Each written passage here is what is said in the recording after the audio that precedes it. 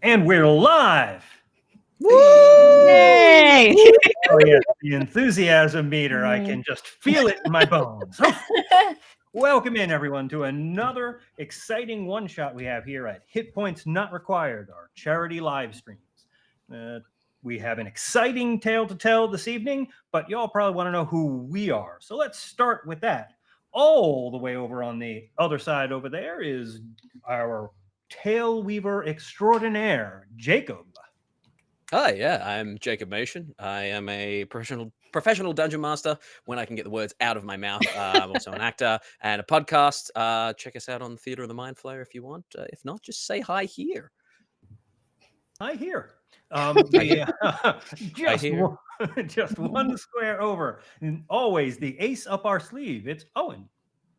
Hello, I am Owen J. Ace. I am a game writer and designer.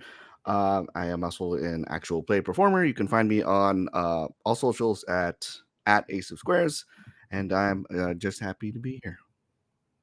We are all happy that you are here. Moving over one square, my personal favorite day of the week, Friday.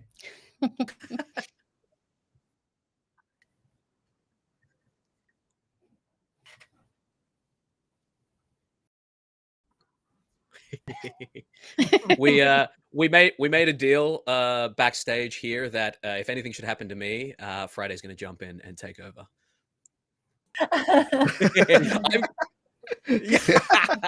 Don't worry, we will try and make that happen. Yeah.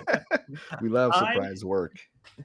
I am Chuckles. That's Chuck with an L-A-Z because, you know, I'm kind of funny sometimes, and you can find me here, there, and all over the place. One square down, someone that starts their name with a Z, Zoe. Hi, I'm Zoe Monroe. You can find me at Twitch at Zoe Monroe. And that's my spiel. I'm happy to be here too. In case you missed that, that's Zoe Monroe. And one square over, we have still our favorite shade of purple, Violet. Hello, I'm Violet, and you can generally find me right here at Hit Points Not Required. It's part of our rotating one-shot cast, and also during our happy hours where we just hang out and chat about, TTRPGs and role-playing. Fantastic. That's our cast. We are here to tell you a tale, but we're not just here to tell a story. We are also here for raising money for a charity. It's all month the same charity. Violet, tell us a little bit more about it. Yes, so this month we are raising funds for Trans Lifeline. Trans Lifeline is a trans-led and trans-staffed crisis and peer support hotline. It's also committed to providing their workers with a living wage and essential health benefits. Because it is a trans-staffed hotline, you can be confident when you call, the person on the other end will be someone who understands what you're going through. And Trans Lifeline will never contact police or other emergency services on your behalf without your expressed consent. So help us help Trans Lifeline do more for people at risk in the trans community, and please donate what you can. Jacob, I think that's your cue to take us away. Excellent.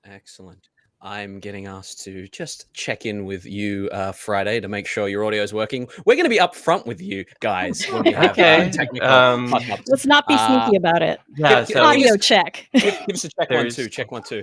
Drop a beat. Check 1 2. Check 1 2. I think that's working. I believe that is. Nice. No. For those not in the know, our producer just popped in and checked in to see whether Friday wanted to introduce herself again, but that's a no.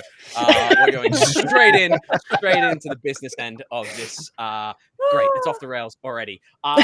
We begin our adventure today in the early evening, all the way in UCR, a city controlled by a certain house of ill repute.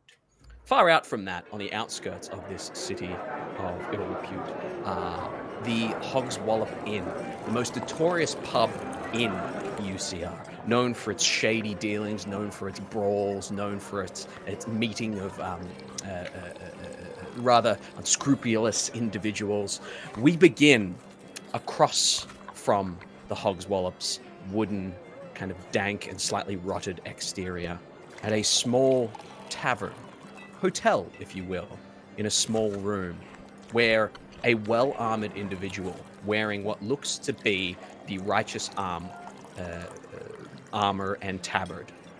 Beautiful, beautiful golden hair, these sharp blue eyes. Althar has introduced himself to three of you. As he sits on the bed, this heavily armored man sitting on the bed of a hotel, kind of hotel mattress, looks up at you with as much kind of elegance and power as he can. And he says, "You adventurers, I have called you here. Well, not that you are adventurers, simply because you are regulars of the Hogswallop Inn. We have a task. We have a need. There is a priceless artifact stolen from a art dealer and treasure hunter here in the city. There is a certain leader of ill repute who is very upset with this. It is imperative that you head into the Hogswallop Inn, that you uncover what nefarious dealings have happened, and you return the goblin noggin." Say again. There is an artifact that... Oh, you want just the name of the thing? Yes, the goblin noggin. Yes. It is All a right. crystalline skull of an ancient goblin. It is said to hold the key to a very special treasure, and Jacob of the House of Ill Repute would very much want this back. Those individuals who have taken it, you have permission to use whatever you need to get it from them. However, do not scare them, or they will scarper. Once they're in the wind, it will be difficult to find them again. Can I trust in you three? As he looks at the three of you, he glances across at a possibly the tallest individual of this group. Maybe not. Maybe the taller. Maybe both are incredibly. Maybe I'll go with the shortest of the group then. Maylee, would you like to describe and introduce yourself, please?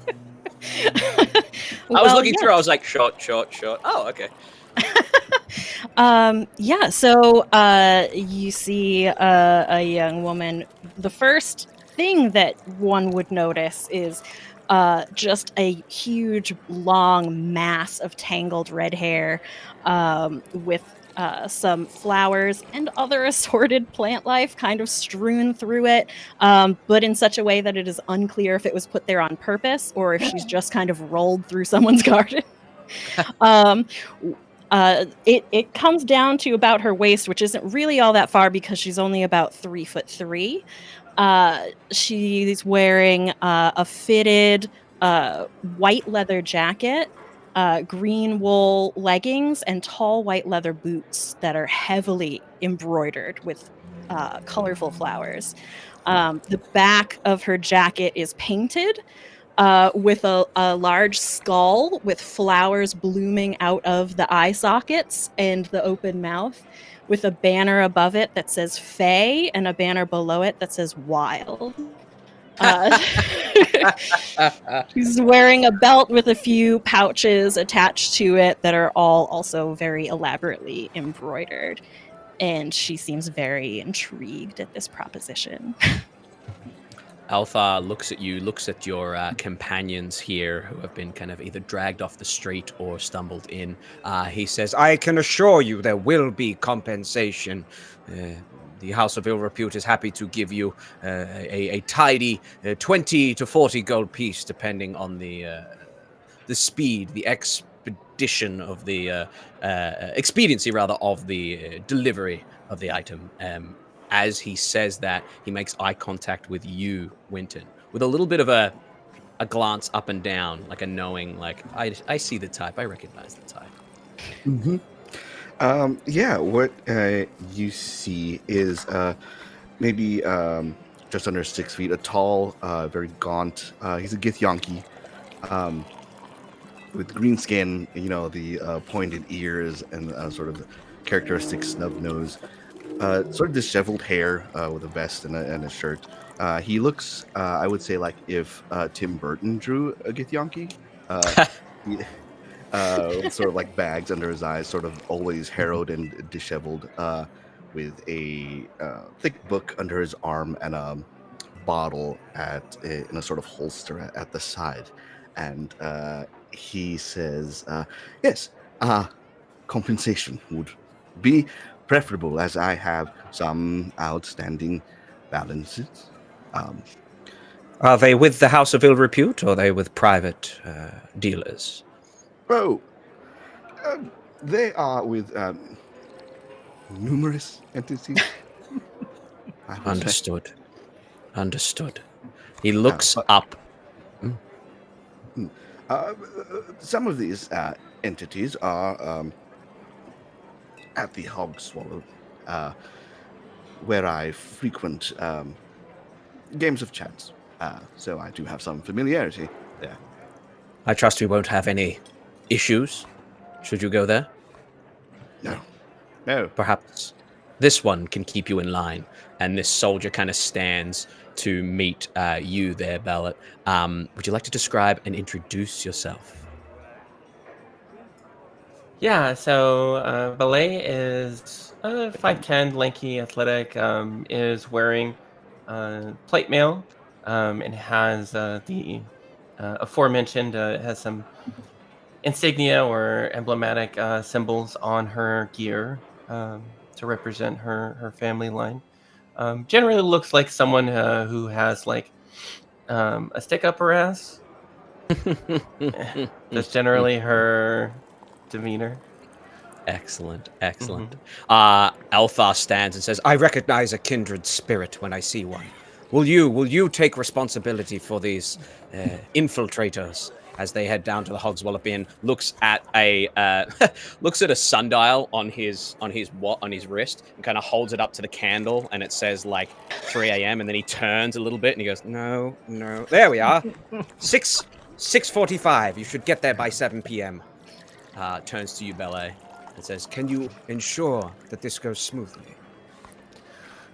I was really hoping that you were going to ask me that, because I am the smoothest of the knights you could have asked.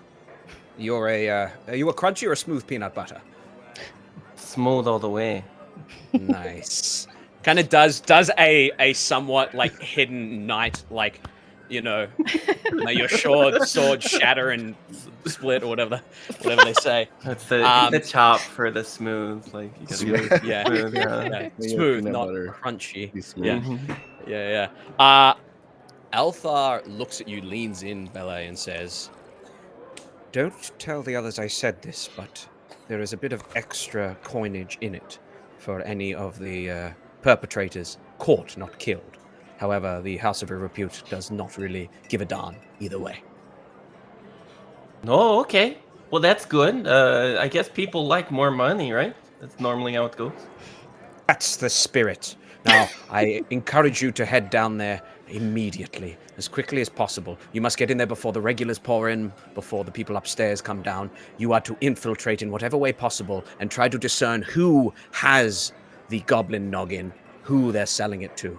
Right. About the directions, do you have like directions, or are we just like, Directions to the Hogswallop Inn. wait? Come here for a second. walks to the window and just opens the curtain and just points across the road and says, There.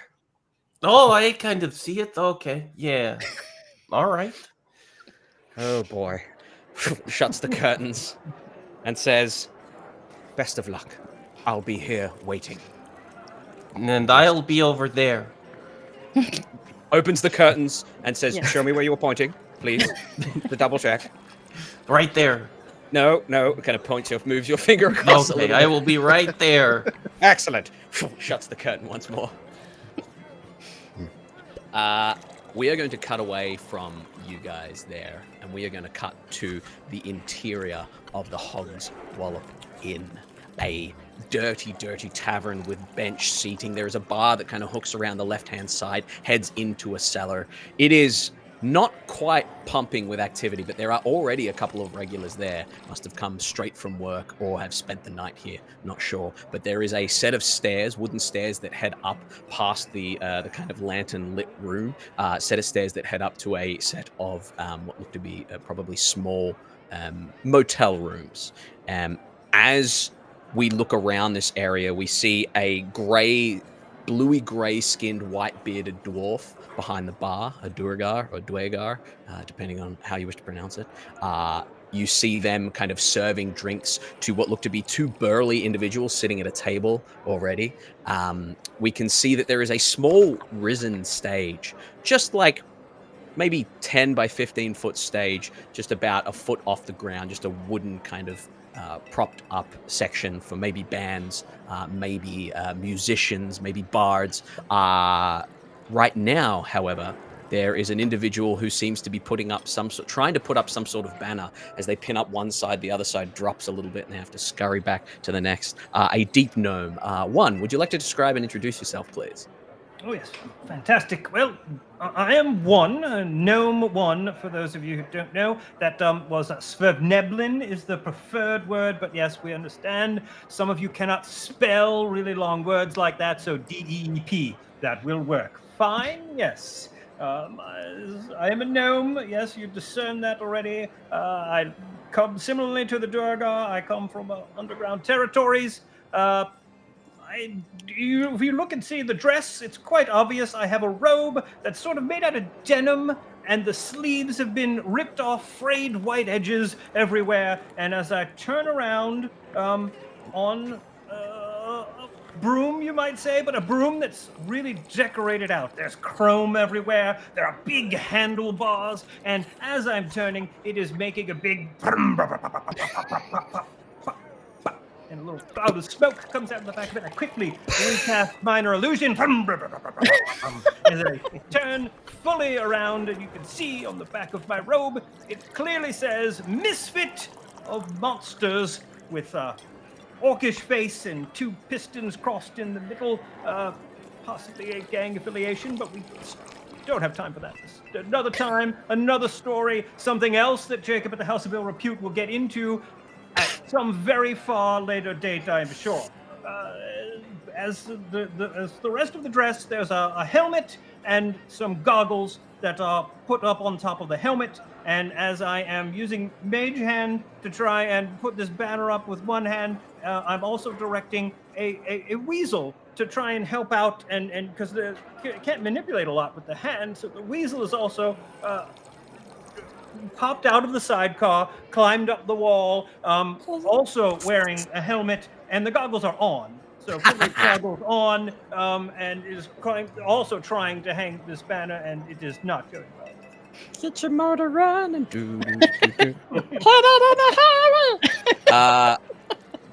As you're doing that, the barkeep turns to you and says, "One, I told you, now's not the time. You've got the wrong day, the wrong week. I'm not sure what. You need to get out of here. There is an operation listen, come here, closer.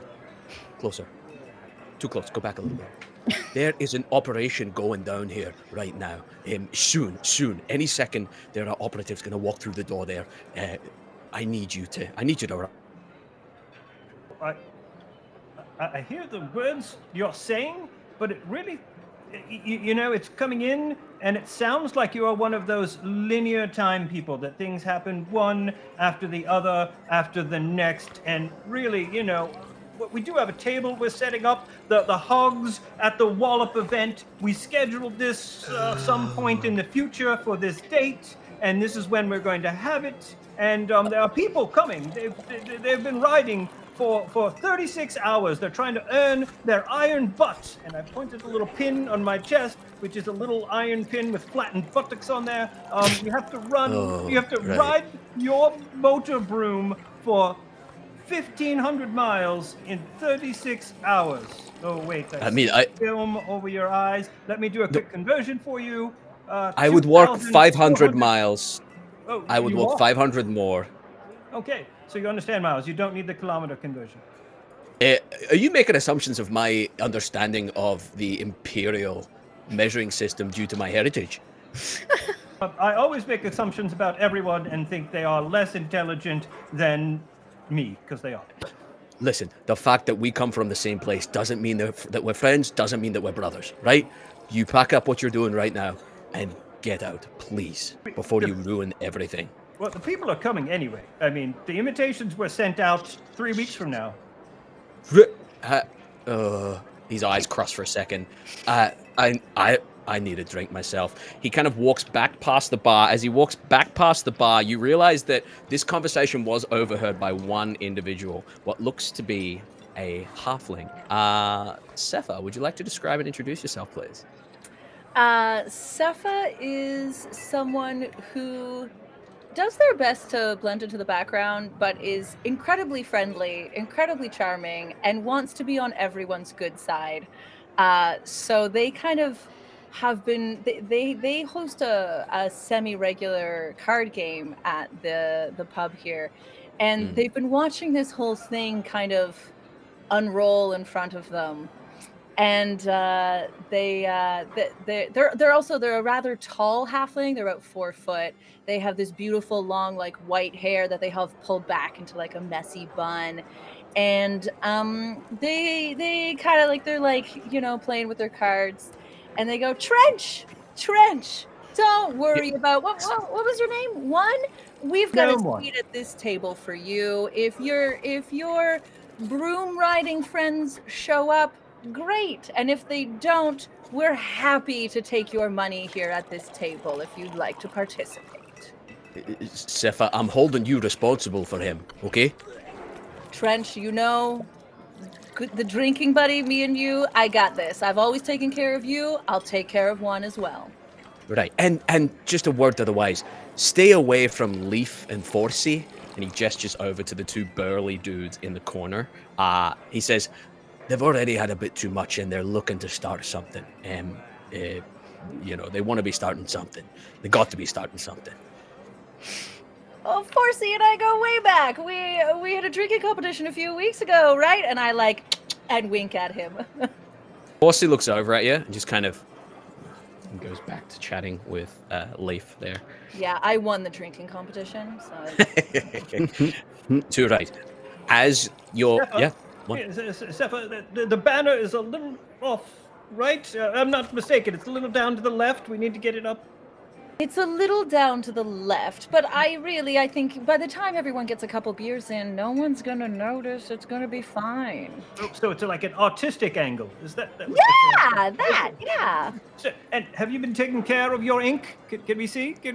Let me just take a look. I didn't think you would remember one. One gave me my favorite tattoo, my little brown bat. I never forget a tattoo. It could use a little touch-up. Maybe we'll, after this is all over, we'll a little on the house. I would love that. That's very generous. Thank you. The front door swings open, and everyone kind of turns, each for their own reason. One, you don't see the biker group with their raw buttocks striding in need of a beer. As you never thought I'd say raw buttocks on this stream, but here we are. You see Bele, Melee, and Winton stepping in through the door. The 3 of you, as you step in, Trench, the barkeep and the owner of the establishment, immediately puts his hand up and says, I believe you're here to speak to me, and kind of gestures for you to come quickly over to the bar. He glances up on the wall where there's a sundial, and he kind of looks at it, and he goes, and he gestures, and like 2 little birds kind of move a candle around till it hits, 2 minutes to 7. And he goes, right, it's only 2 minutes to 7. Why am I doing this to myself? It's only 2 minutes to 7. We need to talk before we open officially. And gestures you guys over. As we walk in, one difference from when we saw her before, I have a long birch-handled broom now hoisted up over my shoulder as we walk in here. Yeah. As you walk in, Melee, you absolutely would notice the banner and one and Sepha being the only other patrons in here besides what looks to be these two burly individuals. And as you step in, a large orc, male orc, strides down the stairs from upstairs and just goes and finds a seat in the corner as well. As you what do you guys do? Yeah, I will head over to the bar, to the barkeep. As I see one, I'll just kind of give a quick. But I'm going to continue with what we're doing at the moment. And I'll turn around. Oh, look, yes, welcome to the Feywild. See, it's tonight. There are bikers coming. We are. Excellent. Is Sepha at the bar, or is she somewhere else in the room? I picture the card table to be like a few feet away from the bar, so I'm hearing distance, but I'm probably like shuffling my cards at the table. I think Winton will stop, like on the way, like stop at the card table and just as a hushed aside would be, Sepha, my favorite master of cards. I have some good news, possibly coming in vis-a-vis my crippling debt. Parentheses to you. More on that in a bit. I can't wait to hear about your crippling debt to me, Winston. Yeah, well, perhaps not so crippling after today. Oh, you know I like to hear that.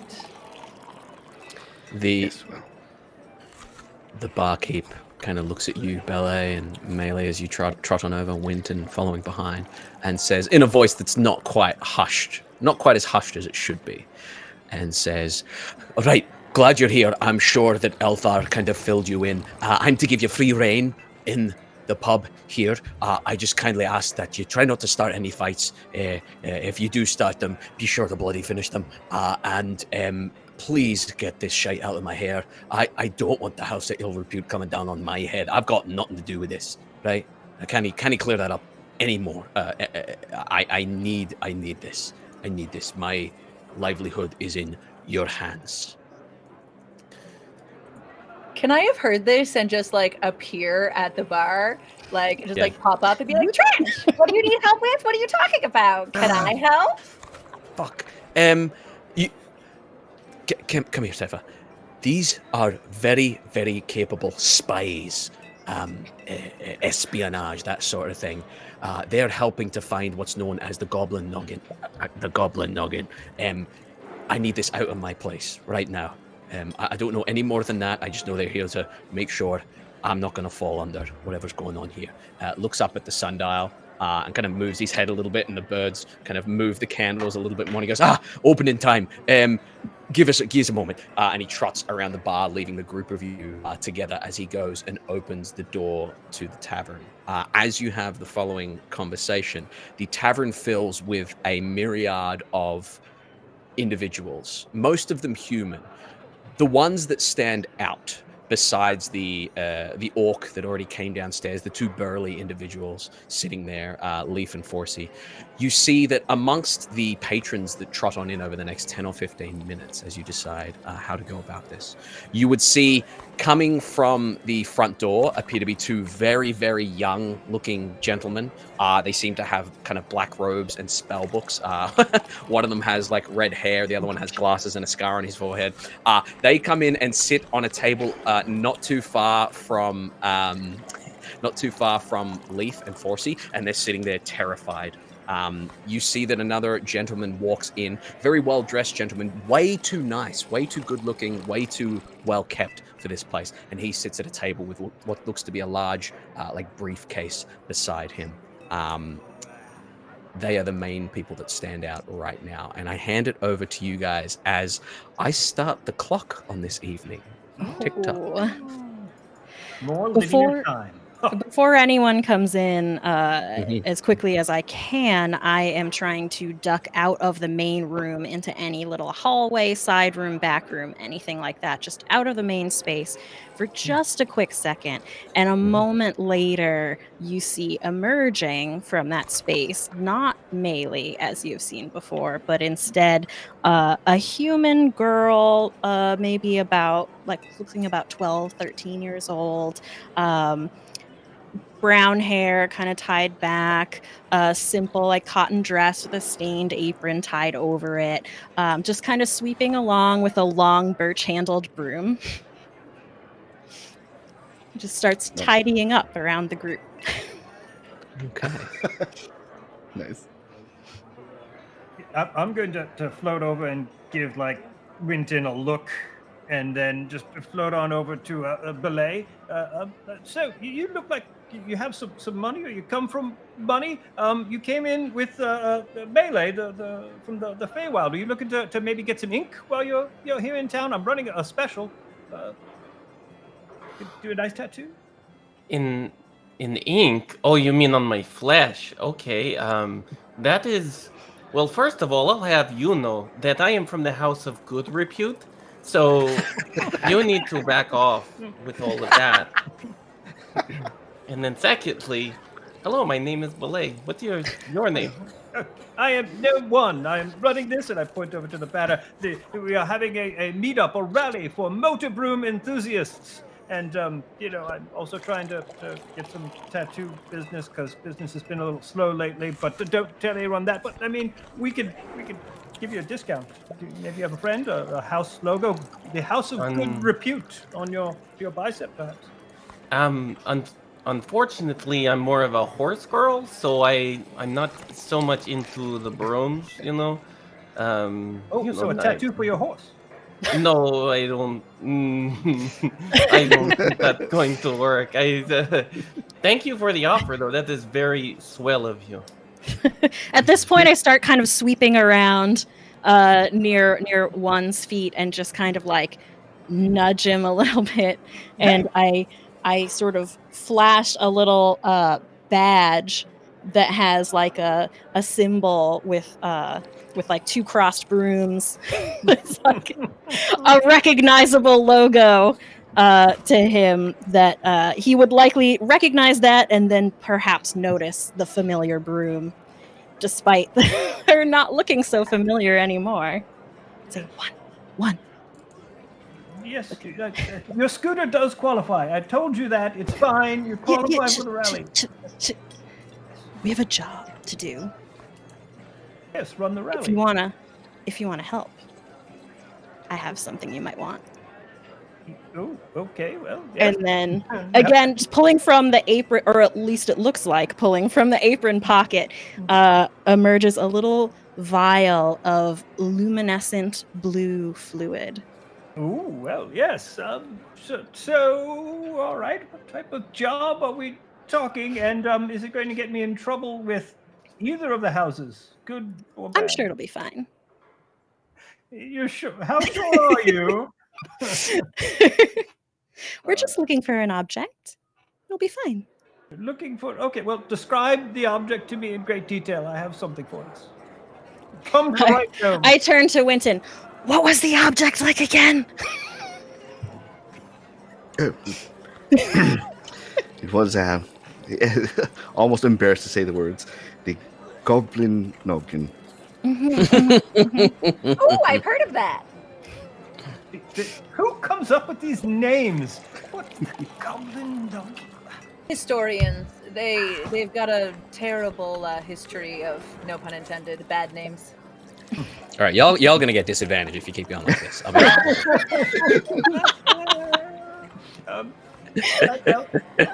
to sit there and throw back, straighten the helmet, and and I'm going to incant. All right, tell me where we left the Goblin Noggin, and cast Locate Object. Okay, you're saying this out loud? Oh no! Oh Okay. no! Nobody Beautiful. said privacy. They just said we're looking for this object. Beautiful, That is beautiful, fair. beautiful. This object is not familiar to you, so what I'm going to get is I'm going to get a D100 from you, and we're gonna use some homebrewy nonsense. Good. That's 61. What does that tell you?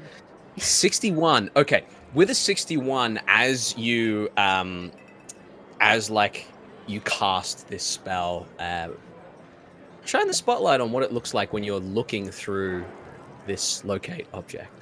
Oh yes, well, I mean I pull the goggles down over, and they start to they start to shine, and actually light beams come out of there, and it's everything else. It basically goes black and white, and I'm shining the lights in people's faces, and it's very noticeable. And if that object does pop in somewhere in and around the direction I'm looking for, I either get like an arrow pointed in this way, or like some confetti and sparks that go off, fireworks that go off. It's right there. You found it.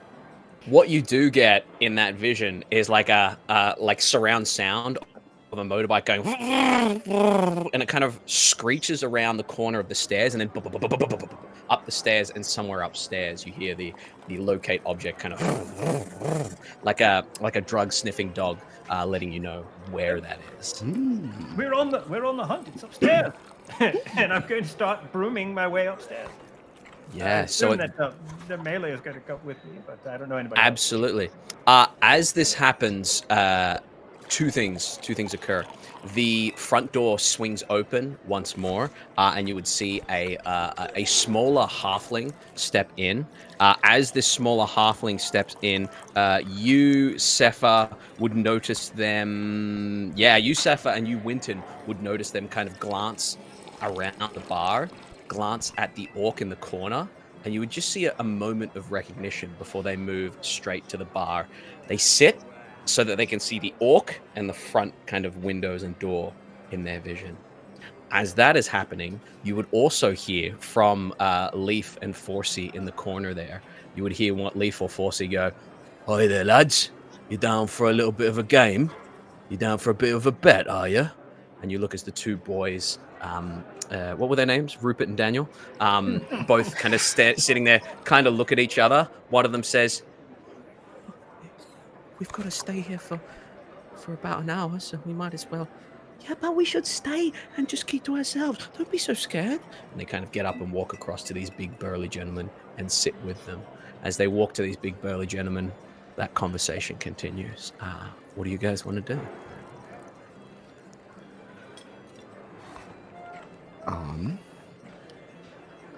First of all, I think Winton has taken a seat just in a corner where he can like survey this scene. He takes out his book and begins writing. And Sepha, I think you hear in your head,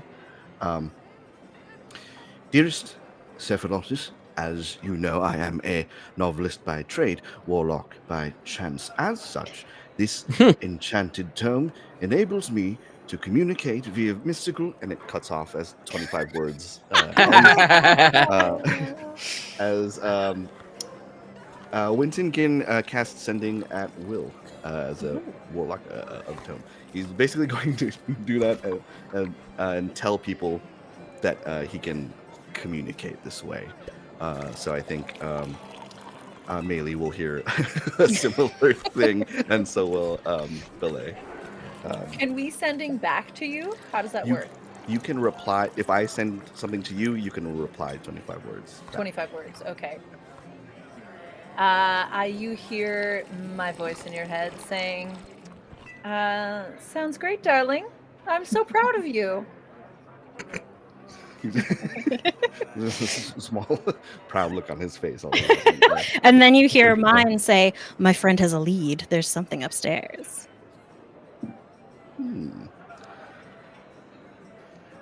Belay's response is, "Well, you know, should you be really writing a novel right now? Like, I think that we're supposed to be doing something, and I can't quite remember what that was, but I feel as though it's important."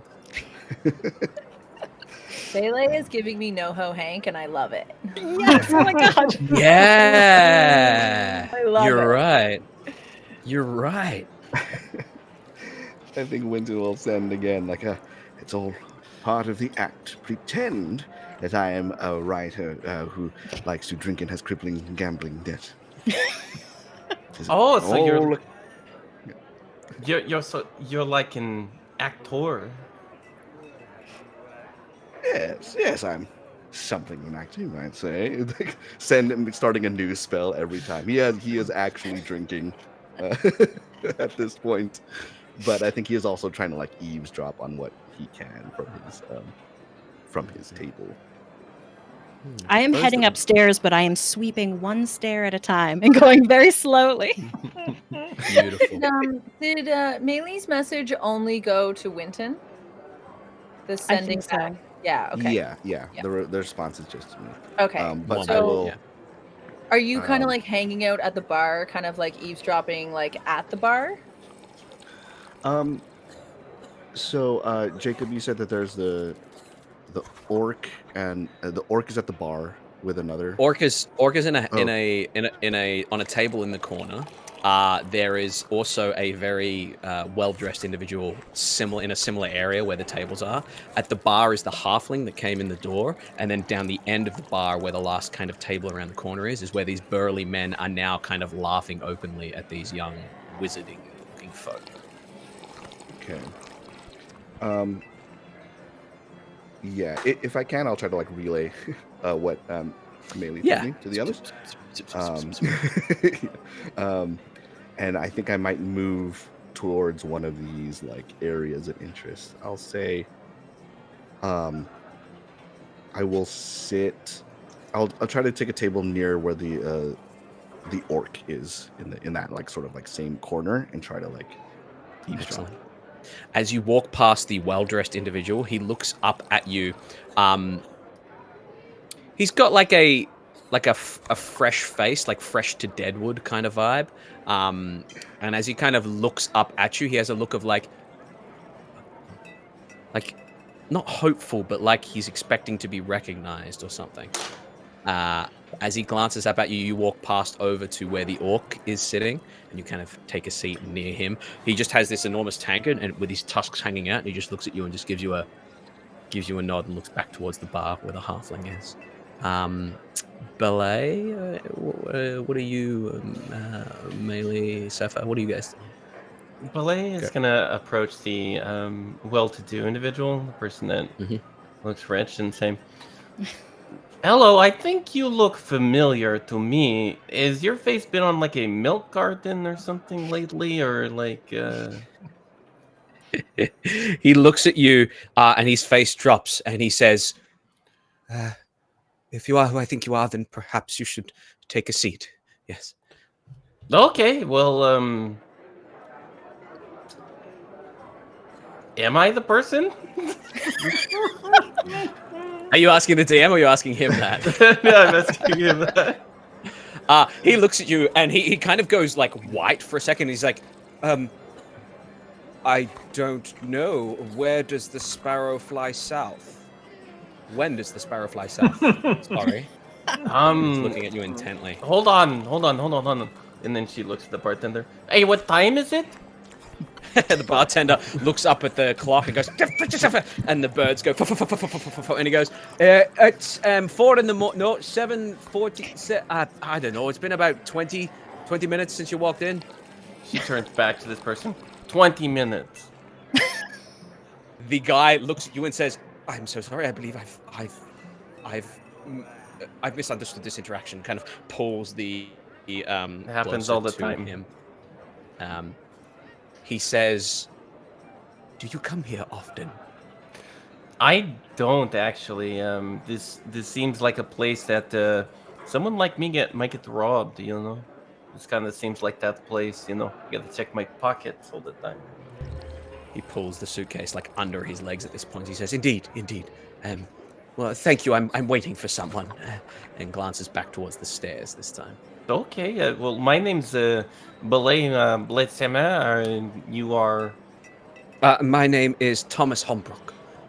Thomas Holmbrook. Okay. Is that a house of good or poor repute, or because I'm still getting familiar with the local landscape of politics, so I'm just curious. Would you? I follow. Good. As- She's gonna reach over and try and slap him on the shoulder. Oh, that's really good. Yeah. That's great. Okay. You know, that's good job. All right. Okay. I'll, Thank you so much. Thank you. you're most welcome. Puts I a hope hand on your hand and says, "Please, if any harm befalls me, make sure this suitcase gets to its intended owner." And as you touch her hand, she like reflexively tries to like put you in a wrist lock. Yeah. Give me a That's an everything athletics I roll. wanted. You said athletic. Ooh, Athletics. athletics. I need you to beat a flat 19. Okay. Ooh. This guy's wily. 24. 24. Yeah, you grab his wrist. He goes, Not my writing. Oh, wrist. sorry. I just you know. I write screenplays. Yeah, my apologies. That was about to be a screenplay. Get it? Okay. All right. I will be over there. You have fun waiting for your person. Thank you. and as you walk away, he kind of pulls the suitcase up to his chest and is kind of holding it, like glancing at you and then glancing at the stairs and glancing at you and then glancing at the stairs. Could we say that I overheard that conversation? Make a perception check for me. Let's see. Oh, 7. 7. The thing that's distracting you is that one of the large burly individuals has pushed himself up from his seat and he goes, "How fucking dare you! I am not a cheat." I sound like Christian Bale when he went off behind the scenes of Terminator. How was it? Oh, good for you. There we go. That's what it is now. Oh no. I love that you know it off by heart. I fucking seen. He says, "How dare you call me a cheat, you little twerp?" And the two boys, they're like, I swear, did you? One of the dudes pulls a knife. Not Nish. Too many names. Leaf pulls a knife, and Forsey kind of leans over on the table and says, "You boys best get out of here. Leave your belongings." As all this is happening, that's what you see, Sapphire. And we'll cut to Melee and One in a moment. Is there anything you'd like to do? Me or Yeah, Melee? you, Sapphire. You, Sapphire. I definitely want to. I see this happening, and I want to step in to Beautiful. kind of defend. What did you call them? Daniel and Rupert? Yeah, just names off the Yeah, top what of were my these head. random names you gave them arbitrarily? Yeah. Yeah. I think I want to step in and be like, if you want them to leave, maybe they should leave, but they're gonna leave with their things. Looks, Forsey looks at you and says, "Oh, piss off, Sepha. You already got the best of us. Why can't we make an honest living here out of these twerps? They think they can show their big men coming in here to the Hogswallop Inn, but you boys can go back and tell your school friends that you failed whatever initiation this is." I think we can agree, Forsey, that neither of these gentlemen are big or large or whatever you have in your brain. And Brains in my brain. Your brain's in your brain, exactly. Very Yeah. good. And Yeah. I think we would also agree that nothing about this interaction is honest. What would be honest would be to let them go back. Can you roll a persuasion check for me? Yeah, I can. Oh, you've got to be kidding me. A 14. I've got a +9 to persuasion. Okay. Forsey looks at you and says, "We replay that hand of cards. You beat me, we let them go." Yeah, I love that. That's a great deal. Let's play cards. You, Winton, can see that Sepha and Forsey are like dealing cards together. I'm so happy. we are going to cut away from that to melee. Melee. Melee Heading up is her roller derby name. heading up the stairs. Bella, you watch as Melee and One. Are you heading up there as well? Same sort of thing. Well, yeah, I'm on the stairs for sure. However, my weasel just happens to be named Lee. So Weasel Lee is paying a little more attention to the young lads and is hanging out over there to see what's going on. Maybe see if they have anything interesting in those bags or whatever that they brought in while everything else is distracted.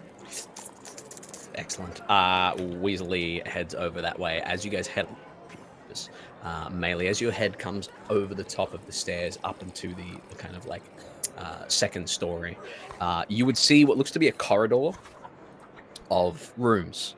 Looks to be 2 rooms on each side. You would see that on the right-hand side, there appears to be a blank door and then a large, burly, shaven head man in almost like monk robes standing in front of one of the doors. You would then also see that the door opposite him and closest to you, so second door on the right is this guy, first door on the left has a do not disturb sign on it. You would see that the door beside that also has a do not disturb sign hung on it. I'm just, sweeping along the hallway, just kind of like give a little nod to the guy, just acting like I'm supposed to be there. And without any sign of unusual speech or movement or anything like that, I cast Detect Magic. Detect Subtly. magic. Beautiful. As you, what does it look like if we shine the spotlight on Oh, you? it doesn't look like casting it? anything. No, what does it look There's- like in your vision? Oh, when I you see. detect magic? Yeah, definitely everything just goes into this super vibrant hyper color, regardless of whether it's magic or not. Everything just Okay. suddenly takes on this bizarre, like intensified color. And should there be anything magic, it is going to stand out like it's lit up in neon lights. Excellent. I will say that you get an aura of magic pouring under the door. Sorry if you can hear my dog having nightmares. You right, buddy?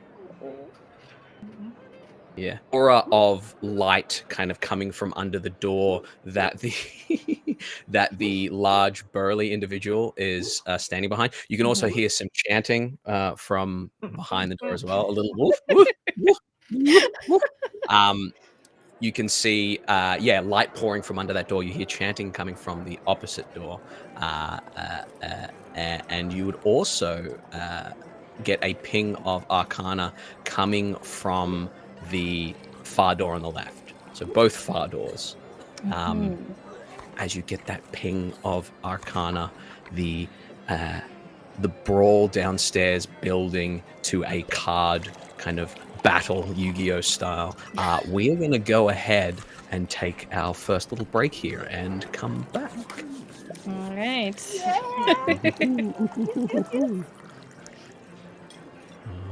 You're right, puppy?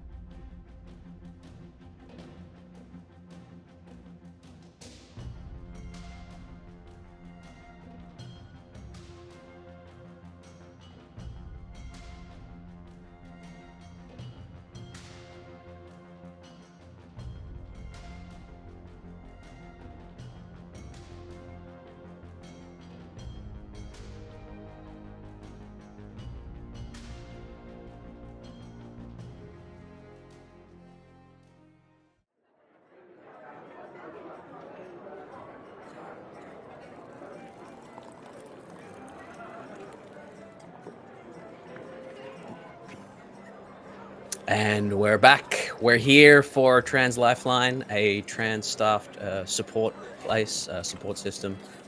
Please give what you can. Please give them some love, and give everyone in your life some love while you're at it. As we give each other some love here on the old streamies. We are back in the Hogswallop Inn. I can do the voices and the silly things. I'm terrible at actually hosting. We are back here in the Hogswallop Inn as a brawl. Before a brawl broke out, Sepha managed to negotiate some sort of card deal to see whether the young boys would be robbed or not. But we are going to continue up just before that with Melee detecting some magic under the far right door and the far left door. A little bit of muttering and chanting coming from the far right door where there is a bald monk man standing out front. Do not disturb on the two doors on the left. And as you make your way upstairs with one just behind you, I'll hand it over to you guys, One and Melee, just for a moment before we cut down to Ballet, Sepha, and Winton. So yes, so I'm still there. The bright lights are still shining out, spotlights shining out from the goggles, very visible to anyone and everyone that this is going on. Directly over your shoulder, Melee. If you could just like scooch over a little bit to the right or the left, Just cast a very large sweeping shadow, my way down the hall. trying to peer over and looking at things. Yes. Oh, you missed a spot. Oh, sorry. Thank you. As you're doing that, the closest left-hand door opens, and a very tall, gaunt individual steps out. Looks to be some sort of elder elf. And as he steps out, he closes the door behind him, keeps the "Do Not Disturb" sign there, gives you all quite a cheery smile, and says, "Gentlemen, ladies," and walks down past you down the stairs. As he walks down the Yeah. Oh, sorry, Yeah, no, go you go ahead. for it. Yeah, no, go for it. As he comes out of the door, again, it's unfortunate that people can't see what Melee sees. But in her head, she just thinks, "Thorn, go!" And what only Melee can see is a little sprite sort of detaches invisibly from her hair and attempts to dart through the open door just before it closes. As that happens, can you go ahead and roll a real quick stealth check for your familia?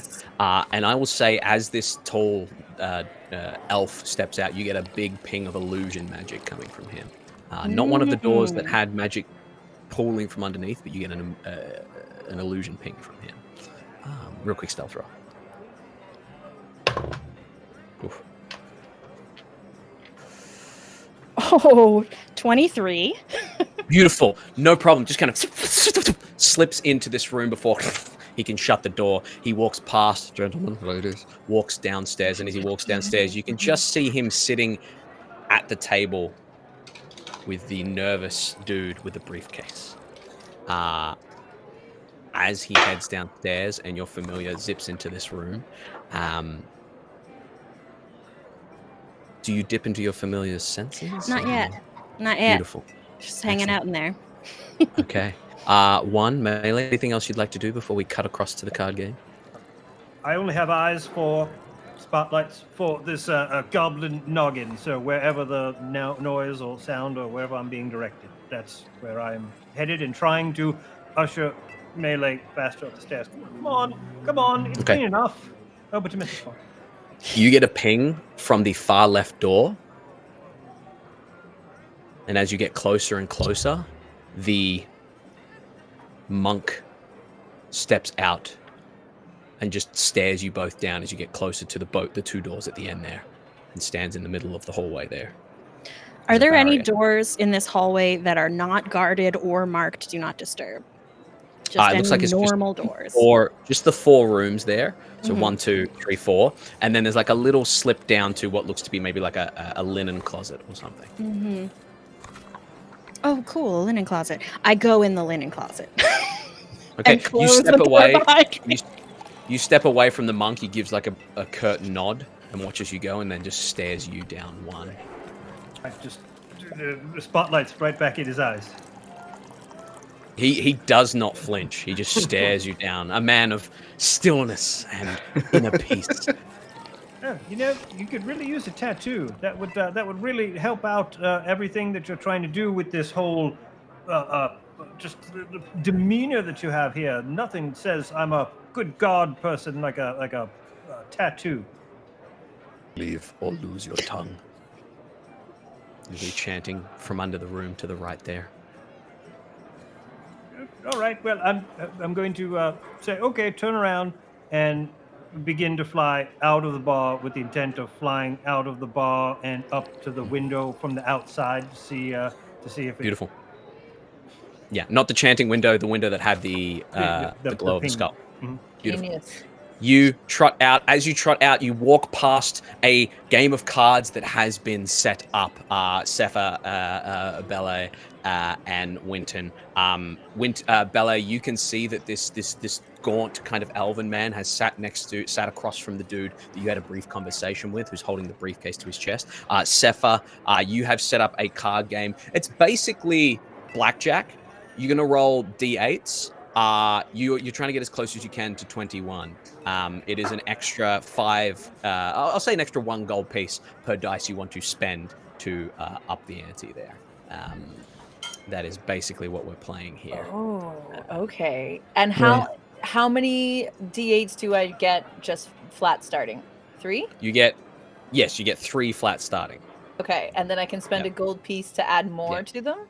Yeah, we're not tracking gold here, but for argument's sake, it's a 5 gold buy-in and then a gold per card you want to put in. But basically, you're playing to let these boys go without being robbed. Yes. That's what's at stake here. Yes. I'm going to put 2 extra gold pieces down and roll 5d8. Okay. Winton forcefully looks across and says, if anyone else wants to join in, they may, but beware. Whoever loses is getting their pockets emptied, all right? You know, I'm gonna call you on your bluff. You ain't emptying my pockets, but I'll play. Because I'd like to see you try. He looks at you and he Terrible says, at card games. you've got yourself. He says, that's the first thing you shouldn't say, is that you're terrible at cards. Now I know that, unless you're bluffing. Unless you're double bluffing. Oh, you're in my head. You're in my head. I think Winton will stand up and say, well, the joke's on you. I'll have you know, my pockets are already empty. I nod knowingly. And He says, then we'll take your pants. I quite like these pants. Thank you very much. I will walk out of the I'm gonna walk out of the room if there's like another like hallway to like a corner or a hallway, but I want to like leave like line of sight. If you go right back where that orc is, you'll be out of sight of this gambling just at the corner there, or you can step out the front or try and get behind the bar if you wanted to. Yeah, I think like maybe I'll push open the door. What I want to do is cast invisibility and come back in the room. Okay, so you step out the door. As you step out the door, one kind of trots past you, and then I'll let him describe how he takes off, but we'll come back to you in a second. Winton, you cast invisibility on yourself. You step back in the bar. Can you roll a stealth roll with advantage for me before we come to Sepha and Bele rolling their d8s?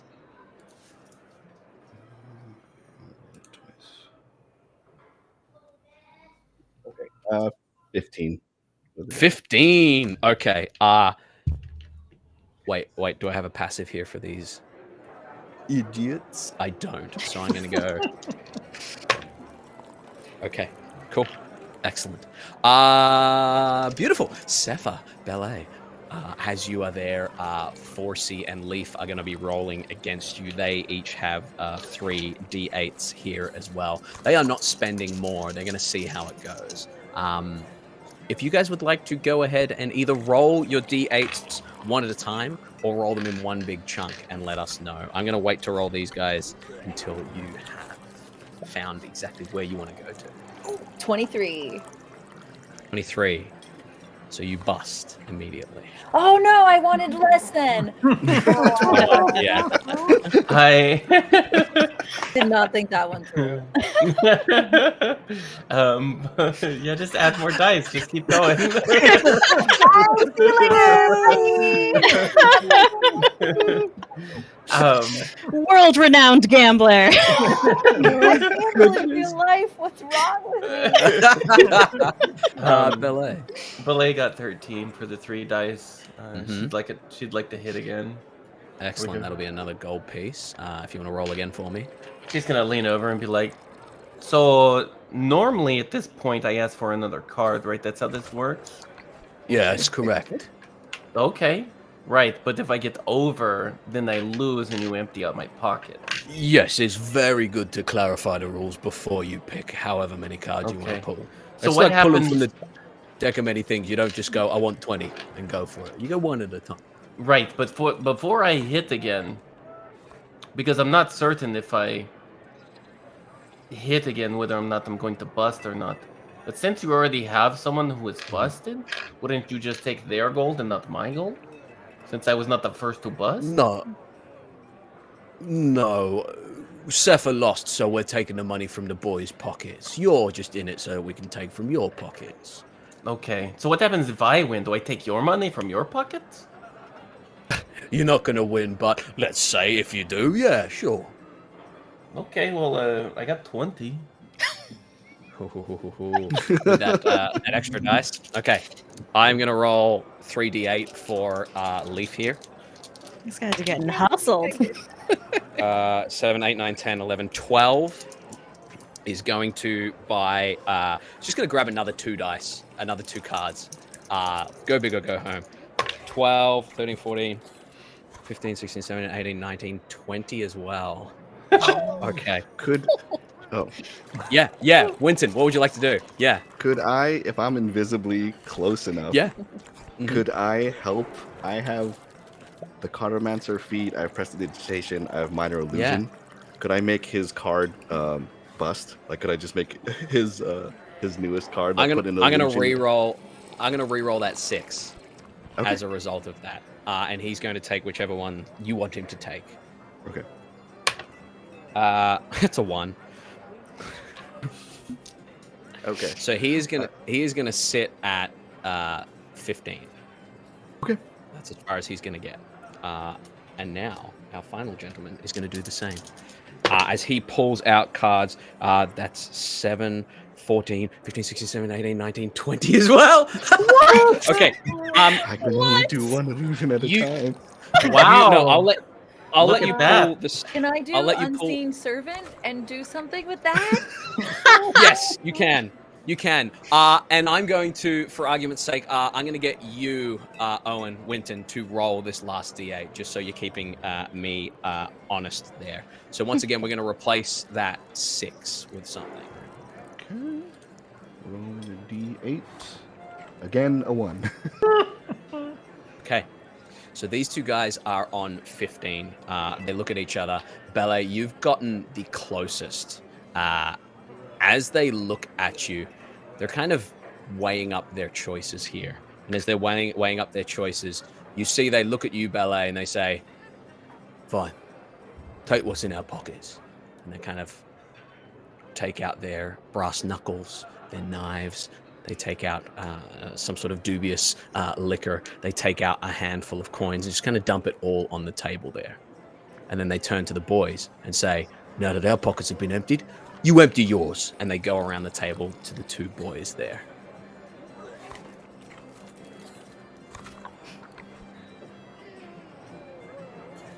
They grab them by their wrists and pin them to their sides as the other one kind of pats them down, pulls out a small sack of gold. It says, dearest Daniel, use this if you get in trouble, love mummy. You see that they take a number of spell books and scrolls off them. And they look at you, Ballet, and they go, well, go on, take your winnings. Right. Okay. Yeah. So I was actually thinking that it would be more fun if we just gave everyone back their winnings so we could play again, because the one game is just so short. But if we played again, then we could have more fun. Roll a persuasion check for me. We may dump everything in the table and go. This is the rest of the session. It's Yeah. an airtight Yeah. argument. I'll say, Winton and Sepha, with your unseen servant and with Winton invisible, you're able to grant 2 re-rolls to Ballet. Okay, well, I only rolled an 8, so that's great. I'm gonna roll again. If that's okay. Can I do that? Yeah, go for it. Okay. Yeah. Okay, that's better. An 18. Okay. They dump the wizards and wizards' kind of belongings on the table here. As they dump the young wizards' belongings on the table there, you would see that the halfling has stood up and kind of made their way across the bar, as the orc has also stood up and made his way closer to each other. You would see that the young, good-looking gentleman kind of hands over a briefcase, shaking, and the elven gentleman takes it off him, leans in and whispers in his ear, as it's just going to be one-on-one here, I'll say. Ballet versus Forsey. And whatever Sepha and Winter would like to do, whatever shenanigans you'd like to do, you can let us know. But it'll be the same, yeah. As it just becomes those 2 players, Belay's gonna like try and make eye contact with Winton and say, "I don't know what's going on, but I can tell there's something going on right now." Winton is invisible right now. Oh. Would I totally hear that if you were saying? Yeah, absolutely. You can monitor that. She's gonna look around and say, "I can tell there's something going on and that I want to tell Winton about. I don't know where he is." This time, I'm going to roll first, just to get through this nice with expediency. He rolls 8, 9, 10. He is going to put in gold and roll 2 more d8s, just straight up 2 more d8s, no stress. Can I get 10. my unseen servant to do something there, like disadvantage or something? You can if you want, or you can wait until he gets a bit closer and decide which way you want to swing it. If Yeah, you want. okay, let's do that. Yeah. Yeah. Because that is a 16, 17, 18, 19. With a 19, he is going to look you in the eye, Ballet, and he's going to say, "Go big or go home." And I am going to roll 19. He needs to get 2 or less. I'm going to roll 2 dice. Oh. And I'll let you, Sepha, I'll get you to roll 2 dice, actually, and you tell me which one you want him to have. 2d8. Yes, please. He needs a 1 or a 2. Anything else? And you don't want him to have a 1 or a 2.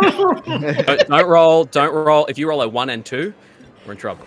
The first 8 I rolled was an 8. So and then a 3. Let's give him the 8. Okay. He busts. As he busts, he throws the cards down frustrated. Ugh! Bullshit. Cheating. You're all cheating. No, you can see that I got a 14 right here. You count them up, it's 14. He takes your cards. He looks at them. He says, "Right, well, your math's correct. I don't like your attitude. We're going out. We're going to get some of our motorcycle buddies here, our hog buddies here, and we're going to bring them back and show you what's what." And they get up and they storm out, leaving everyone. Oh, really? They want to fight? Oh, Yeah. This is great. I would love that. If you bring your friends back, you will never play at my table ever again.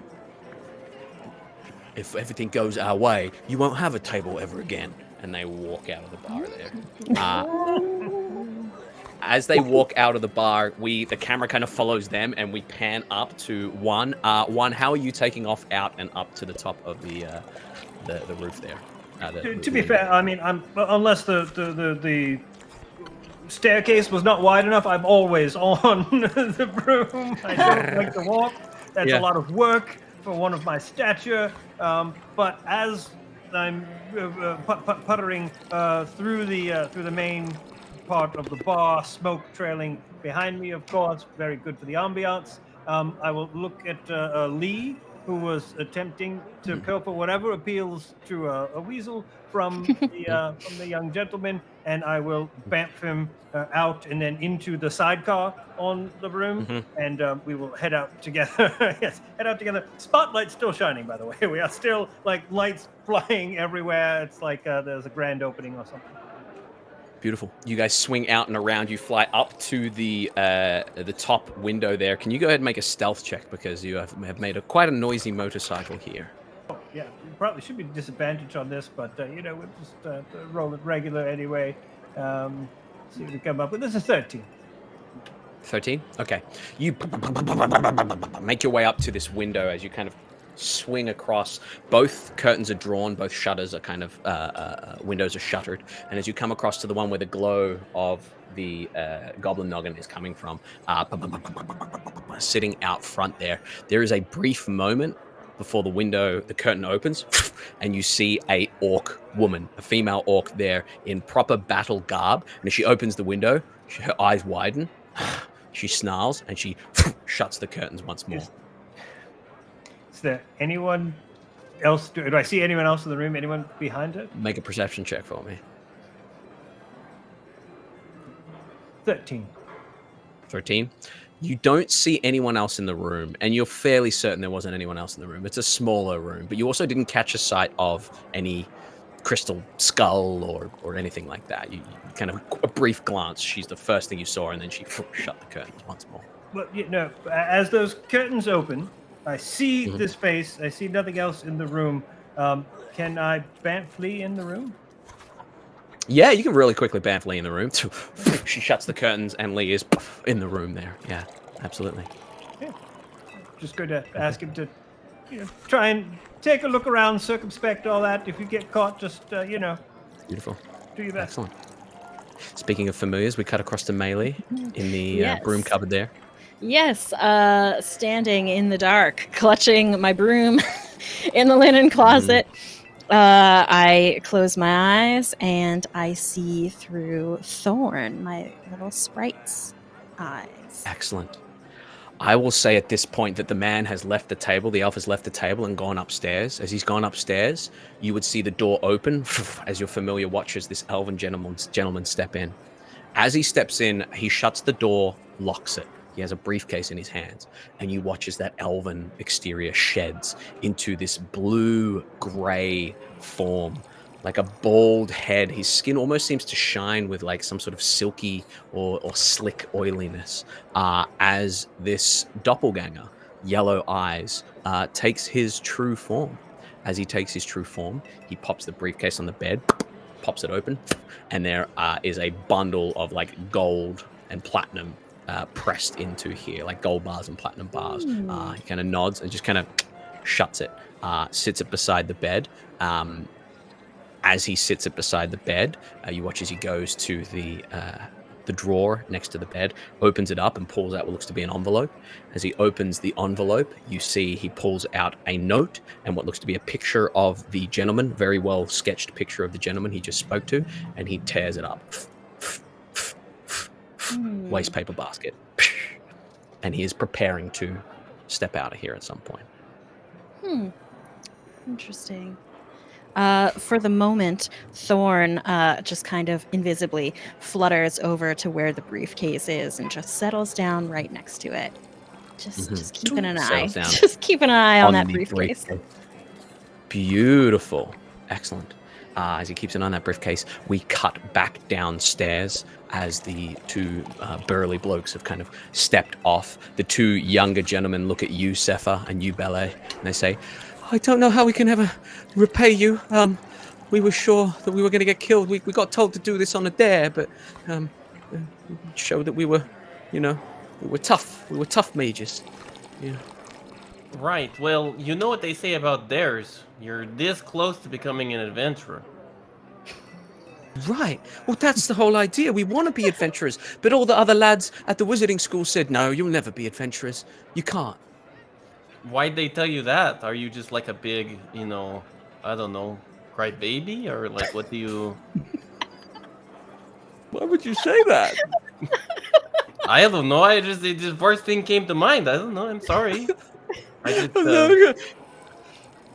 Rupert turns to Daniel because I think that's how it would go. He starts crying on Daniel's shoulder. Daniel kind of pats him and says, "It's all right. We know you didn't mean it. Can we have our stuff back?" Yeah, I think so. Do we have a reason to? Where's Winton? Winton, like, is supposed to be making these decisions. Where's Winton at? I think you hear in your head, dearest Belay, I find myself on a mission of reconnaissance, eavesdropping on some of our compatriots. I'm listening to the orc, and I'm like, I have like wandered invisibly close to the orc and the halfling, and I'm gonna try to listen to what they're doing. Sorry, I'm doing Foley while we're here. You head on over to the orc and the halfling. As you head on over to the orc and halfling, they are muttering to each other. As they are muttering to each other with that 13, you bump a table and it just moves a little bit. They immediately kind of look up at each other.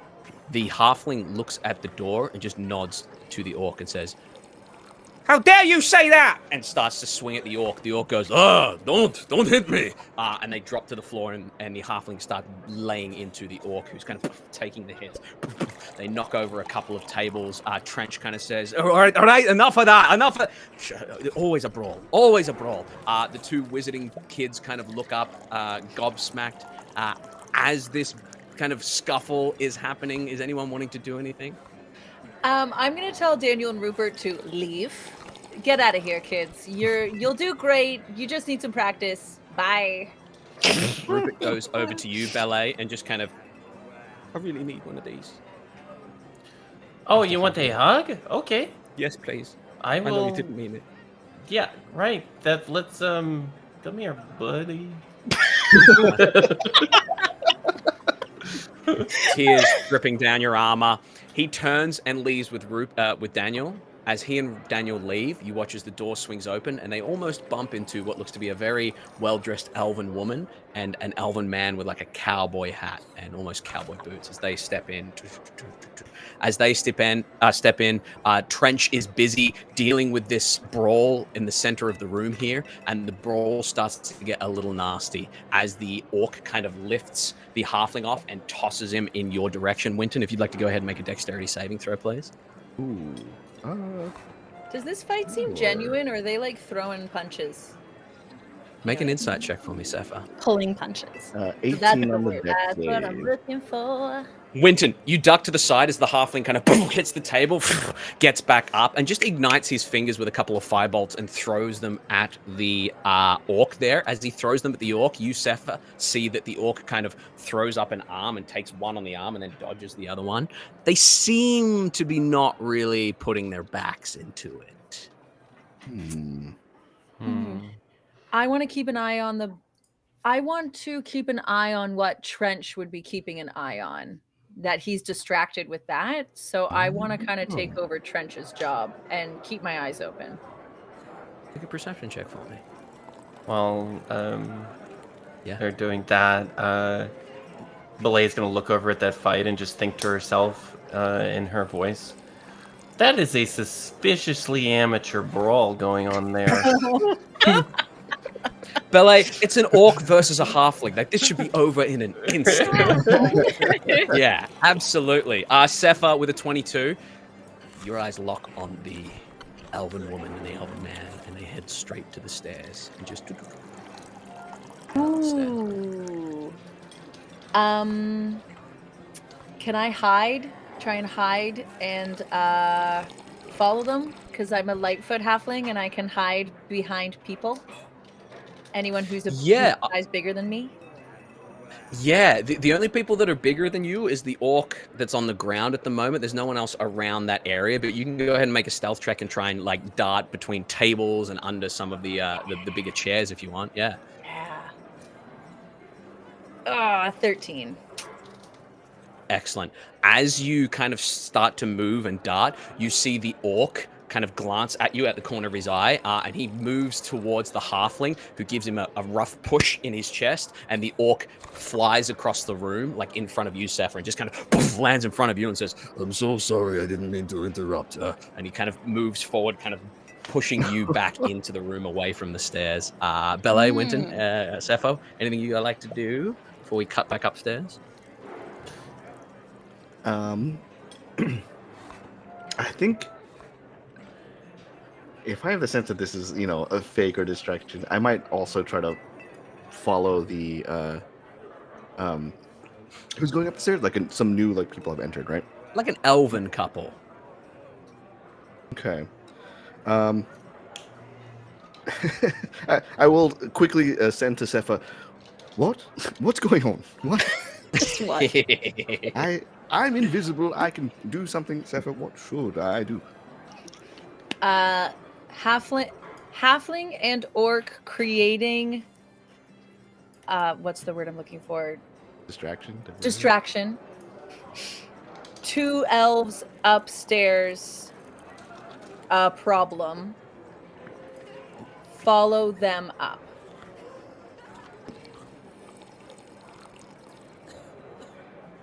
Okay. Into the breach I go, and give you a very dramatic, too long description that just means I'm going upstairs. You do once more onto the breach difference. Once more, Yeah. Wallop English dead. You get a 25. Becomes a man as modest stillness and humility, and it cuts off. Yeah. Absolutely. There's no Shakespeare in this world. I wrote that in this. Yeah. Funny thing is, there is a character called Dr. Alison Shakespeare somewhere in the world, but he didn't write Shakespeare. But there is a character called Dr. Alison Shakespeare. Love For it. anyone that wants to know the lore. Excellent. But perhaps Winton will be a rival of this. Maybe you'll be what was his name? Not Jacob Marley. Anyway, Yeah. who was the guy that was Marlowe. Jacob? Thank you very much. Thank you.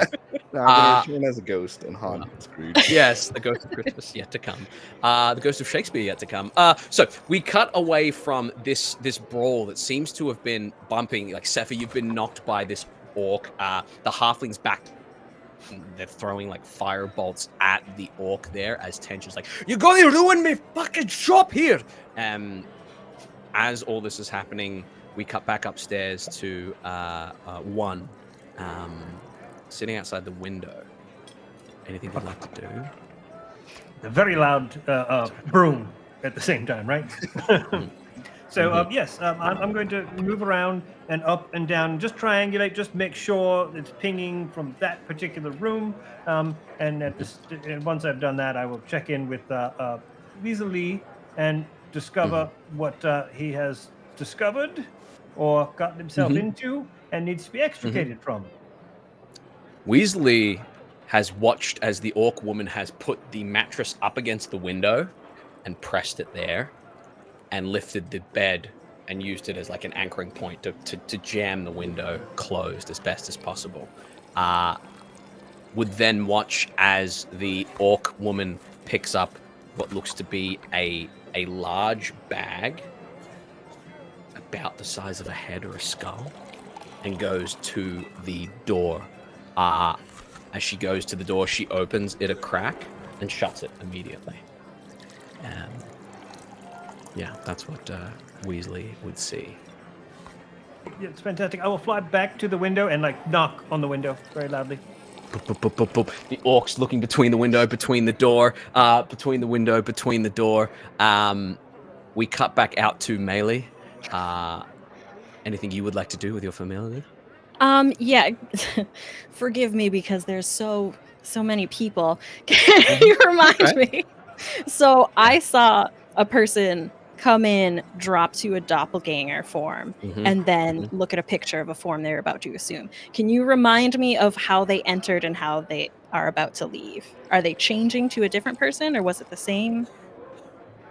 They entered looking like an older elf. Yes. As they entered looking like an older elf, they dropped the doppelganger form, they checked the money, they ripped up the photo of the young man downstairs, and then they went back to the elven form, and they're going to pick up the suitcase and leave when they can. Okay. Yeah. Okay. And you're in a cupboard. I am standing in the dark in a linen closet. So I am going to come out of the linen closet. Beautiful. Start sweeping my way down the hallway, and I'm gonna keep sweeping until that person comes out of that room because I'm looking to follow them now. This doppelganger. Excellent. Excellent. You start sweeping. As you start sweeping, footsteps coming up the stairs, and you see a beautiful elven woman and an elven man in a cowboy hat and cowboy boots. And as they step up, they kind of look at you. They give you an up and down like you're the family, and they move towards the corridor.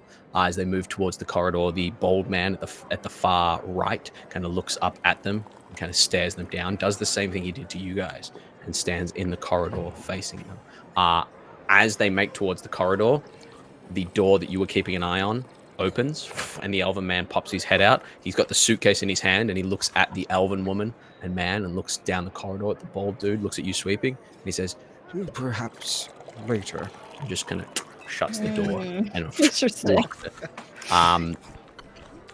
The elven woman looks at the bald monk and says, I don't believe you are here for us. and the monk individual, his eyes roll back in his head. As his eyes roll back in his head, the elven woman kind of, nice try. The bald man says, I have looked at your surface thoughts. You want that room there. and gestures to the room that one's familiar and one has been dealing with. They kind of nod and they walk past the bald man. The bald man steps back to his door opposite, and the chanting starts to get louder.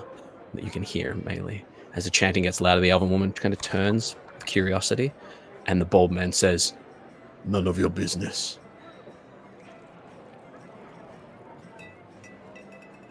It's a busy day at this inn. I am sweeping this hallway until someone gets mad at me about it. One spot on the floor that's super clean. yeah. I'm like, oh, this stubborn corner, trying to like get at a corner with it.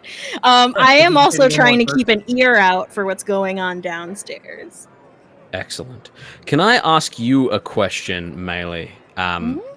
What languages do you understand? And I'll say you too, one. It's a great question. I could tell you common, giant, gnomish, and undercommon. Okay. Common and halfling. Okay. Forget that I I asked. am also following soon after this elven couple. I don't know if I'm there yet, but that was my. Excellent. You would come up the stairs at the tail end of that as the bald guy the monk steps back to his door there, and they are at this door about to raise their hand and knock. You see Melee there sweeping. As they're about to raise their hand and knock, we cut back down. No, we'll stay with Winton for a second. You watching and waiting? Yeah. Are they? They're about to knock on the door. Yeah. Okay. They knock on the door. They knock on the door. The door opens. We see this scene from both angles, thanks to Weasley. The orc opens the door. As she opens the door, she looks at them both and says, "About time," and kind of steps aside and ushers them in, and they step in, and she shuts the door behind. Yeah. I'm gonna sneak in there. Yeah, I was gonna try to like sneak in right after them. Okay, I need a stealth check first and foremost. Okay. With advantage because you're invisible, but I do need a flat dexterity check as well because you're trying to squeeze in the door right behind. Yeah. Okay. Let's do. What could stealth. go wrong? We're not gonna take that nat 1. We're gonna take that nat 7, baby. Run now. Excellent. That's stealth. And then you needed dex also, or what? I don't think I'm going to need dex because here's what happens. As you're trotting down the hallway in your invisible form, you kind of go to jam into this door and the floorboard kind of squeaks. And you go, damn. and you lift your foot and it goes. "Arr." As it does that, the monk whips his head towards you and his eyes roll back. As his eyes roll back, with a detect thought, you can detect conscious beings that are uncovered. And he darts forward. As he darts forward, does a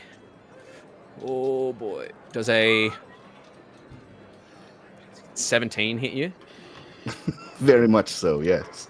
Okay, he darts forward, and as he darts forward, he literally just dips his head down, and as he dips his head down, he hits you full in the shoulder, and you go bang, bang into the door frame, and knock your head for 11 points of bludgeoning damage. Sorry, that's full damage on the dice there. As he hits you, the male dwarf reaches into his pocket and pulls out something long and shiny. And as he does, he just kind of holds it there. And as he holds it there, you watch it from where you are, Winton, as you're kind of pressed between this monk and the door frame. The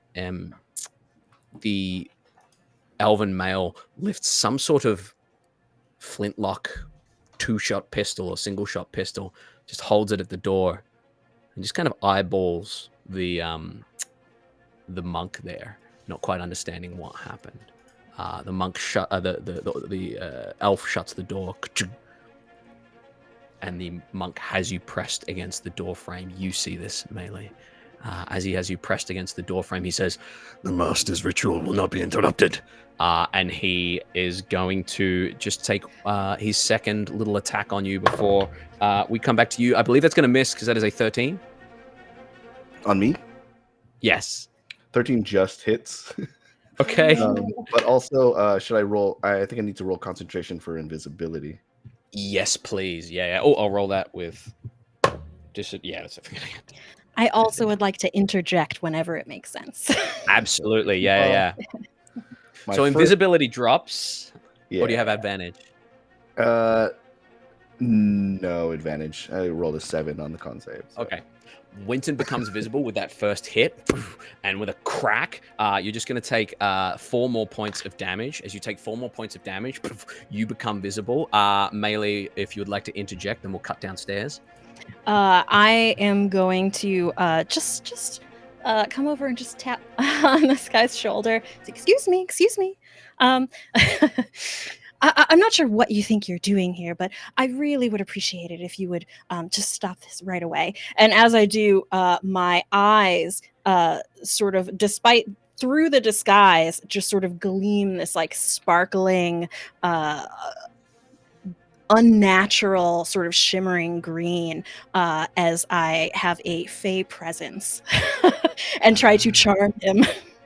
Excellent. What kind of saving So, throw do you wisdom need? save. He's probably gonna Wisdom save. save. But Plus wisdom 0. save. Well, that's a flat 16. Oh shit! It was a 14 DC. Oh, shit. Okay. I tried, do friend. He looks at you. As he looks at you, looks at Winton, he lashes out with a hand to grab you as well. And we're going to cut away from this downstairs to Sepha and Belay. Sepha and Belay, as you are downstairs here, you can see that the halfling is like hitting the orc, and the orc's kind of looking, going, oh. Getting hit again, going, oh.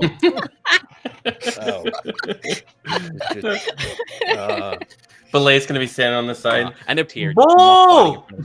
Bull! Halfling looks back at you and goes, winds one up, comic book comic style. What would you two like to do?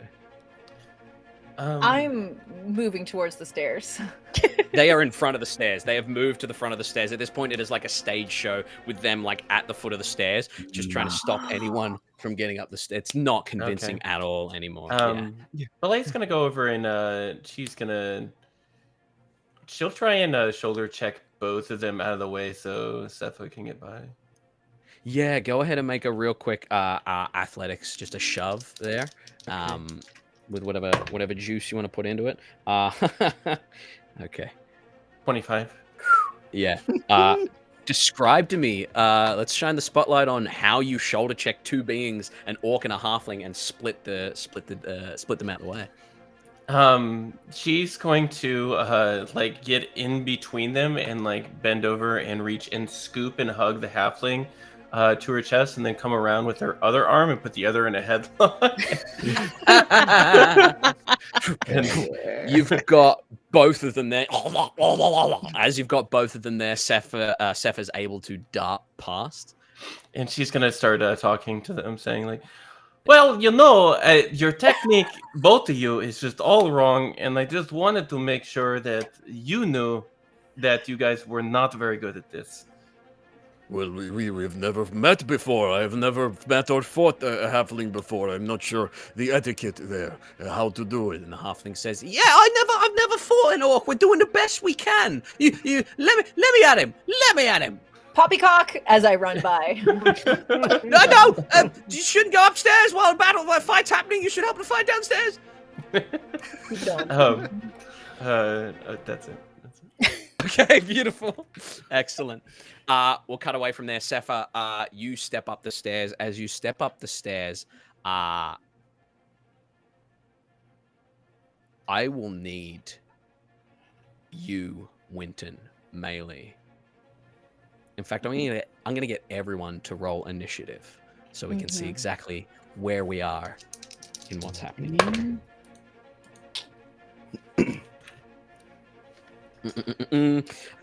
Beautiful. I will go around and ask for your initial. I'll do 25 to 20, 20 usual, the usual nonsense. Beautiful. 17. Okay. Beautiful. I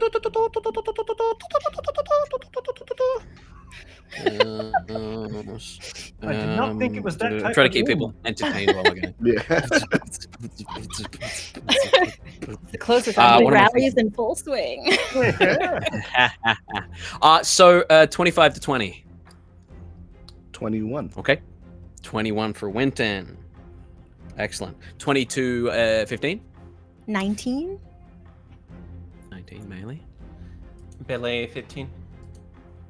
Melee 15. Beautiful. Melee, belay. 15 to 10. 13. 13. 13. You want to go by dex? You want to go rollies, or do you want to pick? Oh, you could go first. I've got all the time in the world. I'm outside. I've got a 14 to dex, but a +5. It's all good. So You go one. first. Sure. Yeah.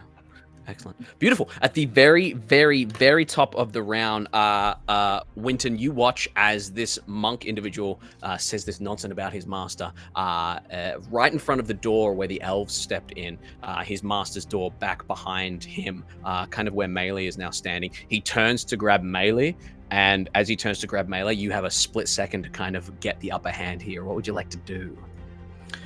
Is the door still open? Like, can I see into the room? The elf has shut the door to that room, but you didn't hear the snip of a lock. How far am I from the door?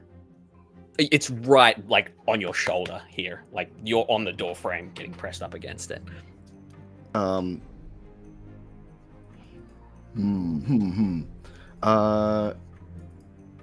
Yeah, from here, can I just try to, like, open the door? Can I just push it open? You can reach and just swing the door open. As the door opens, it opens about a foot or two before it hits something.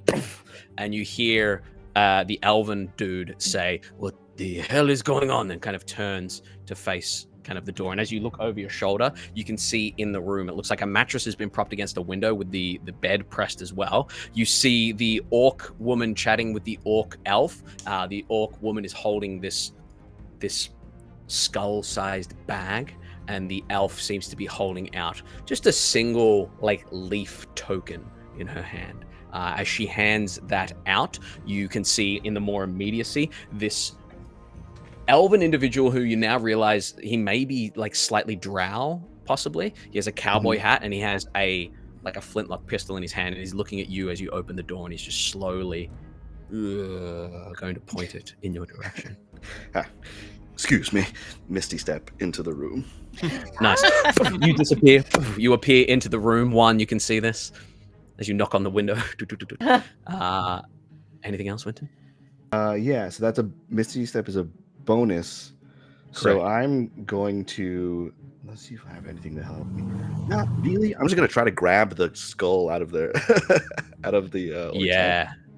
Go ahead and make an athletics check for me. Oh, boy. Perfect. My forte as a novelist. That's a 5. 5, yeah.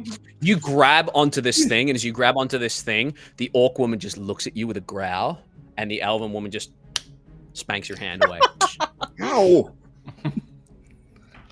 Anything else you want to do? That's all I that's all I can do. Okay. That's going to bring us down to you, Melee. As Winton kind of disappears, the monk kind of hits the doorframe and kind of looks away from you to figure out where on earth Winton went, and you have a split second now. Oh, when- I will, Yeah. if I can, just go, the noggin! From Yeah, inside okay, yeah, the noggin. Excellent. Okay. Melee, what would you like to do? Oof. So the first thing I'm gonna do is I am going to has he grabbed me yet, or is he just moving? No, he Okay. reached and then he disappeared. Now he's back here. Okay, so I am going to click my little heels together with my really cool boots no one can see anymore. And in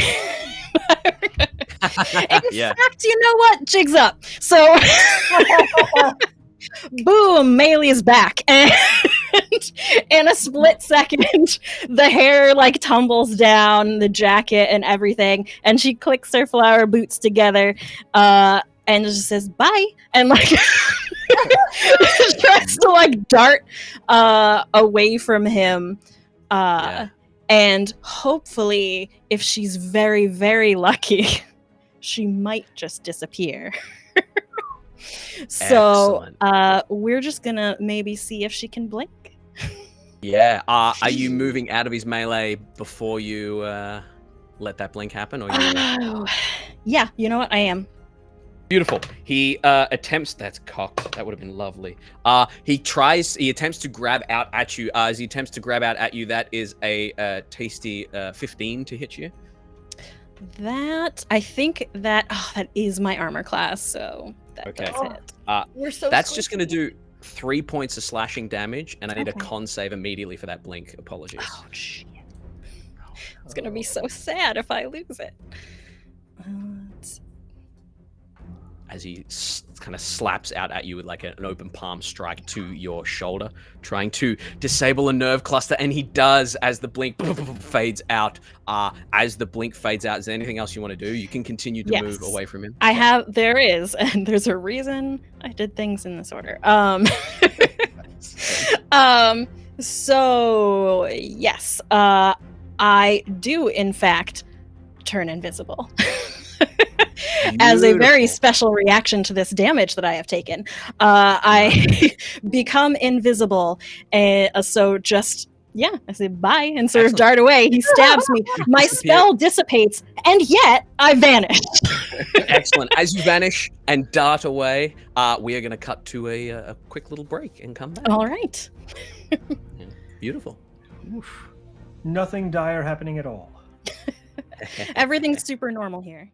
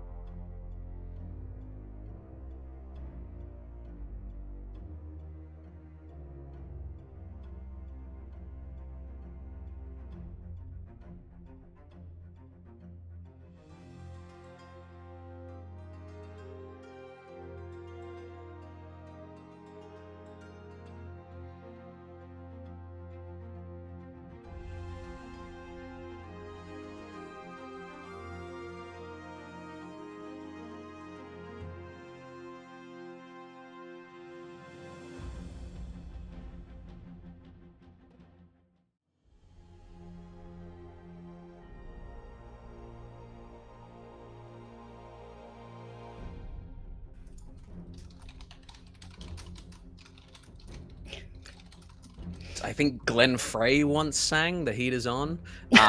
We are here in the Hogswallop Inn. That's even out of my, age reference kind of barometer here. But hey, I watched Beverly Hills Cop as a kid, and I know my 80s music. We are here in the Hogswallop Inn. We are doing this all for Trans Lifeline, a trans-staffed support website. Violet, it's also a hotline. Thank you. Hotline. They do have a website that I jumped on and had a good look around. Please give if you can. Please show love if you can, and just show love in general. We need more of that. More of that in this world, please and thank you. That is my homework for all of you. Come back in 2 Mondays' time and tell us who you showed love to. I would love that. We're going to come back into combat because we love combat. And Melee, you did not lose your blink, as we were corrected. You do not lose concentration because blink is not concentration. You do get damaged and you step away. But as you step away, does your blink come through? Let's find out.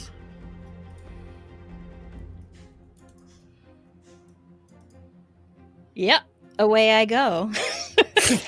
You disappear into the ethereal plane and you see these blue scale images of the surroundings around you, and you kind of move 10 feet in whatever direction you want in order to... Yes, how far? Now that these walls are insubstantial to me, how far, like just beeline, is that briefcase from where I Briefcase is am? back down the hall. You move 10 feet. If you go 10 feet, you go through the wall. As you go through the wall, you can see the room with Winton in there. You see the elf. You see the orc.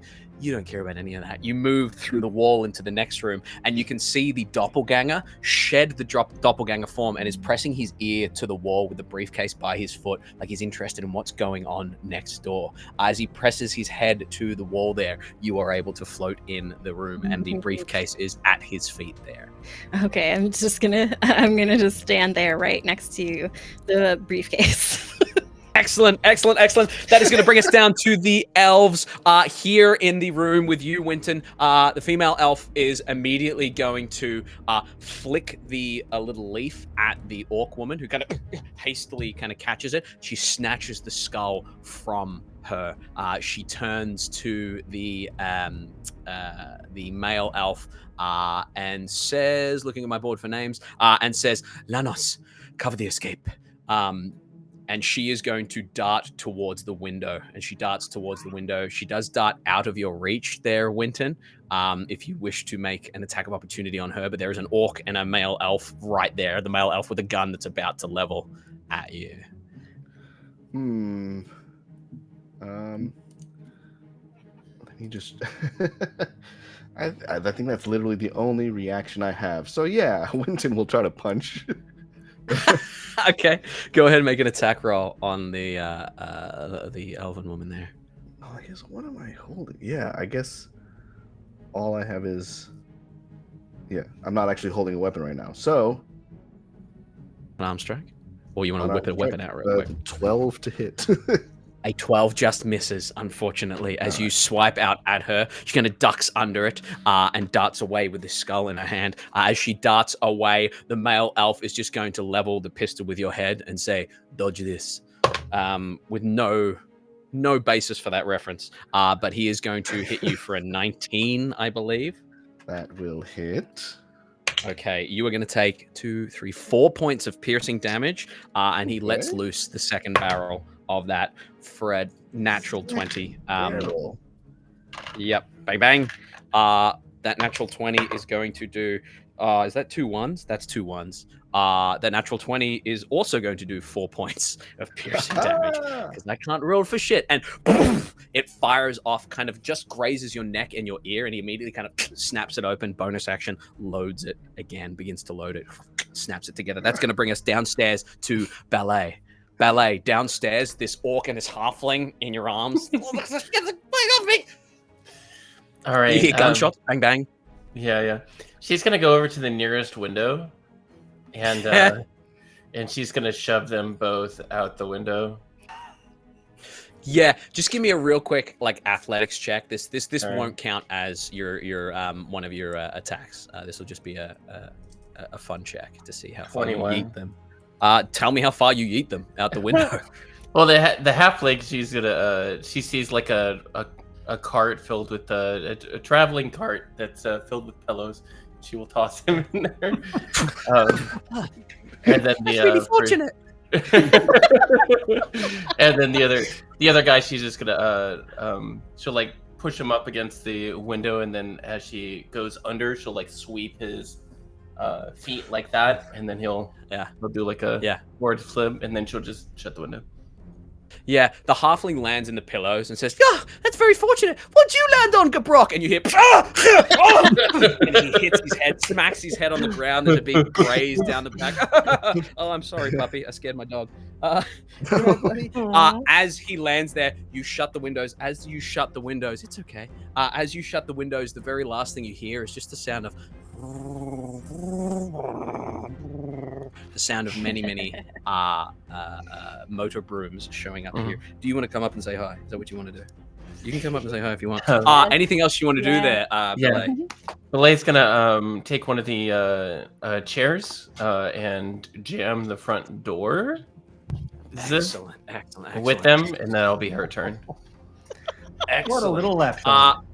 That is going to bring us down to. It's okay, buddy. As you do that, you block one of the front doors. That is going to bring us down to Sepha. What would you like to do? Where am I? I was like coming around the stairs, but I don't know where we landed with me in initiative. So you are now in initiative. You would be about 15 feet from the monk. You would have seen Winton open the door, bamf in. You would have seen Melee kind of duck away and then disappear. Both your friends just disappeared in an instant as this monk's looking around like, what the fuck? Okay, so I would have heard Winton say, what did she say? Noggin! Yeah, noggin. Yeah. And then you would have heard bang, bang, 2 shots of I definitely want to get into that room. Good boy. Can I get excellent. Is the door still you open? can run. The door is still open. You run 15 feet, and the monk kind of whirls on his heel as you kind of dart around him, and then you and he are in the doorway, and you've still got 15 feet of movement left with Winton and everyone else, just another 15 feet in that room. Okay, so who's in the room with Winton? It is the elven woman, it is the elven man, and it is the orc woman. The elven woman's running to the window that seems to be barred by the bed and the mattress. The others seem to be surrounding Winton. And she's holding the bag. She seems to be holding a bag, yeah. I want to cast sleep on her. Ooh, spicy. What does it look like when you cast sleep? Darling, I think you might need a nap, honey pie.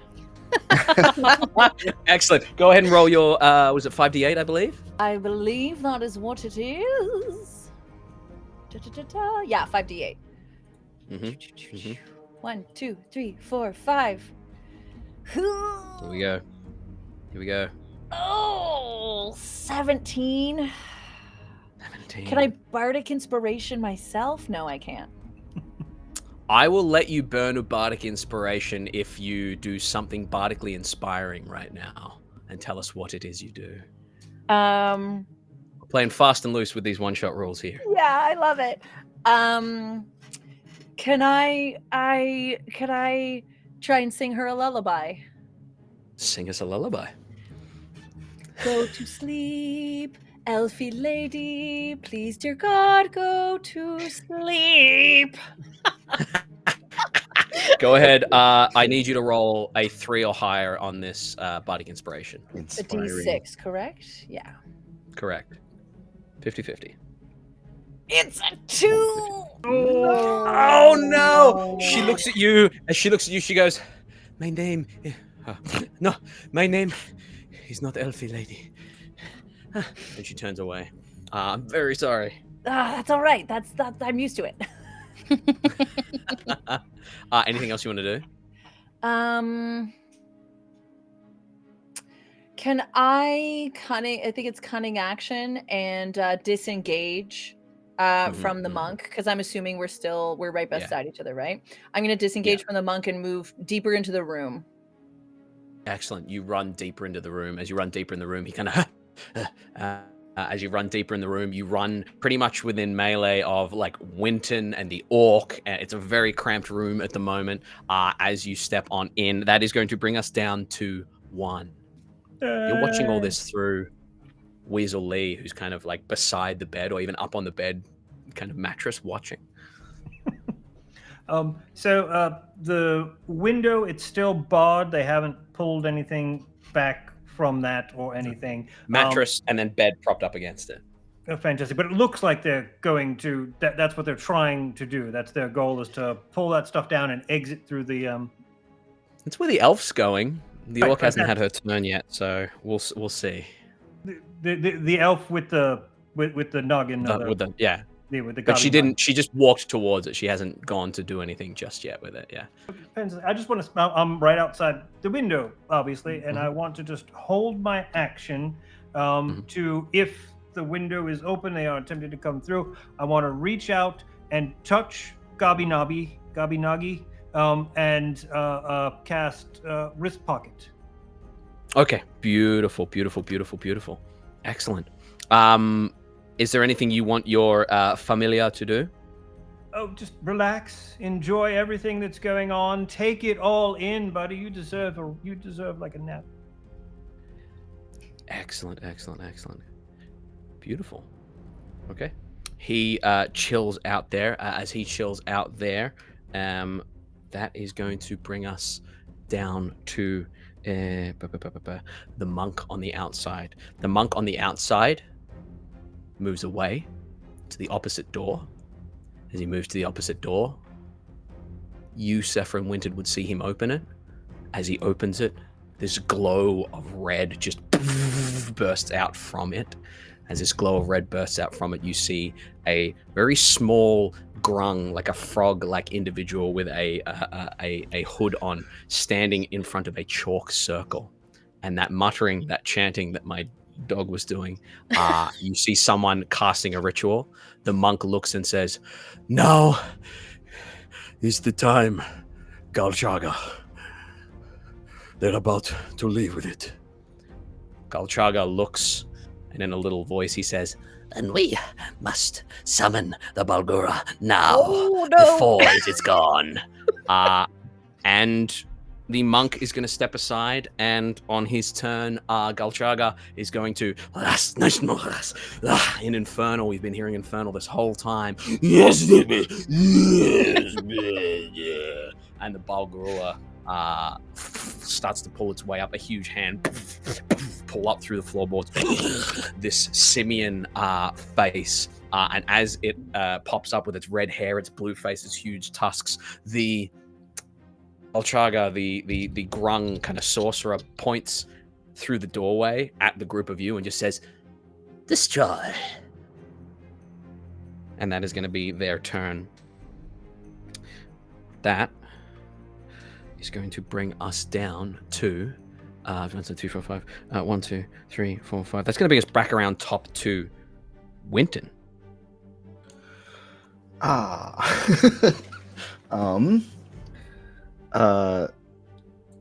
So where is the elven woman now? Has she like escaped yet? Is she in the room? Just 15 feet away from you, at the wall of mattress and bed. Okay. Oh, I forgot the orc woman, but that's fine. She's in shock.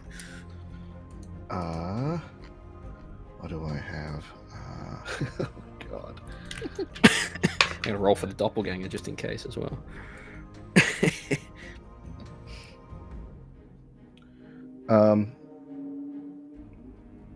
Okay.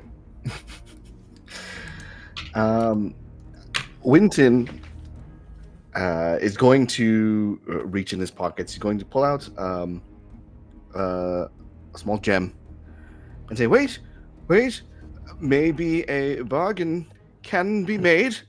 And I will cast Insight Greed. Say, ooh, what a shiny gem that you should all look at very closely. Excellent, excellent, excellent. He's done this to Melee way too many times.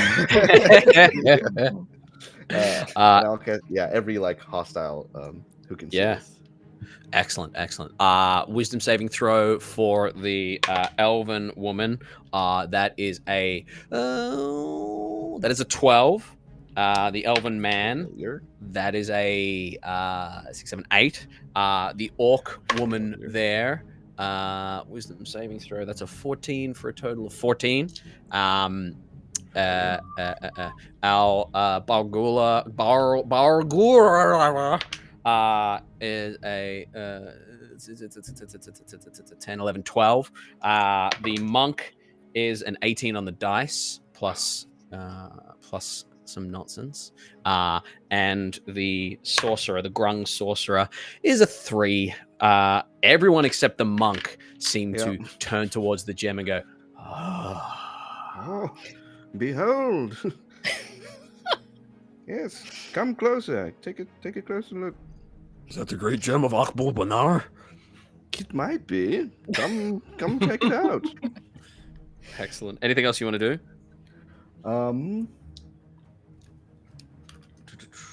Let me just check my bonuses. No, that's it. Actually, beautiful.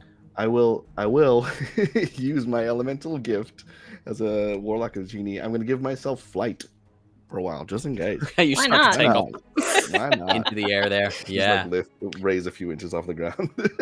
Beautiful. Excellent. That's going to bring us down to melee.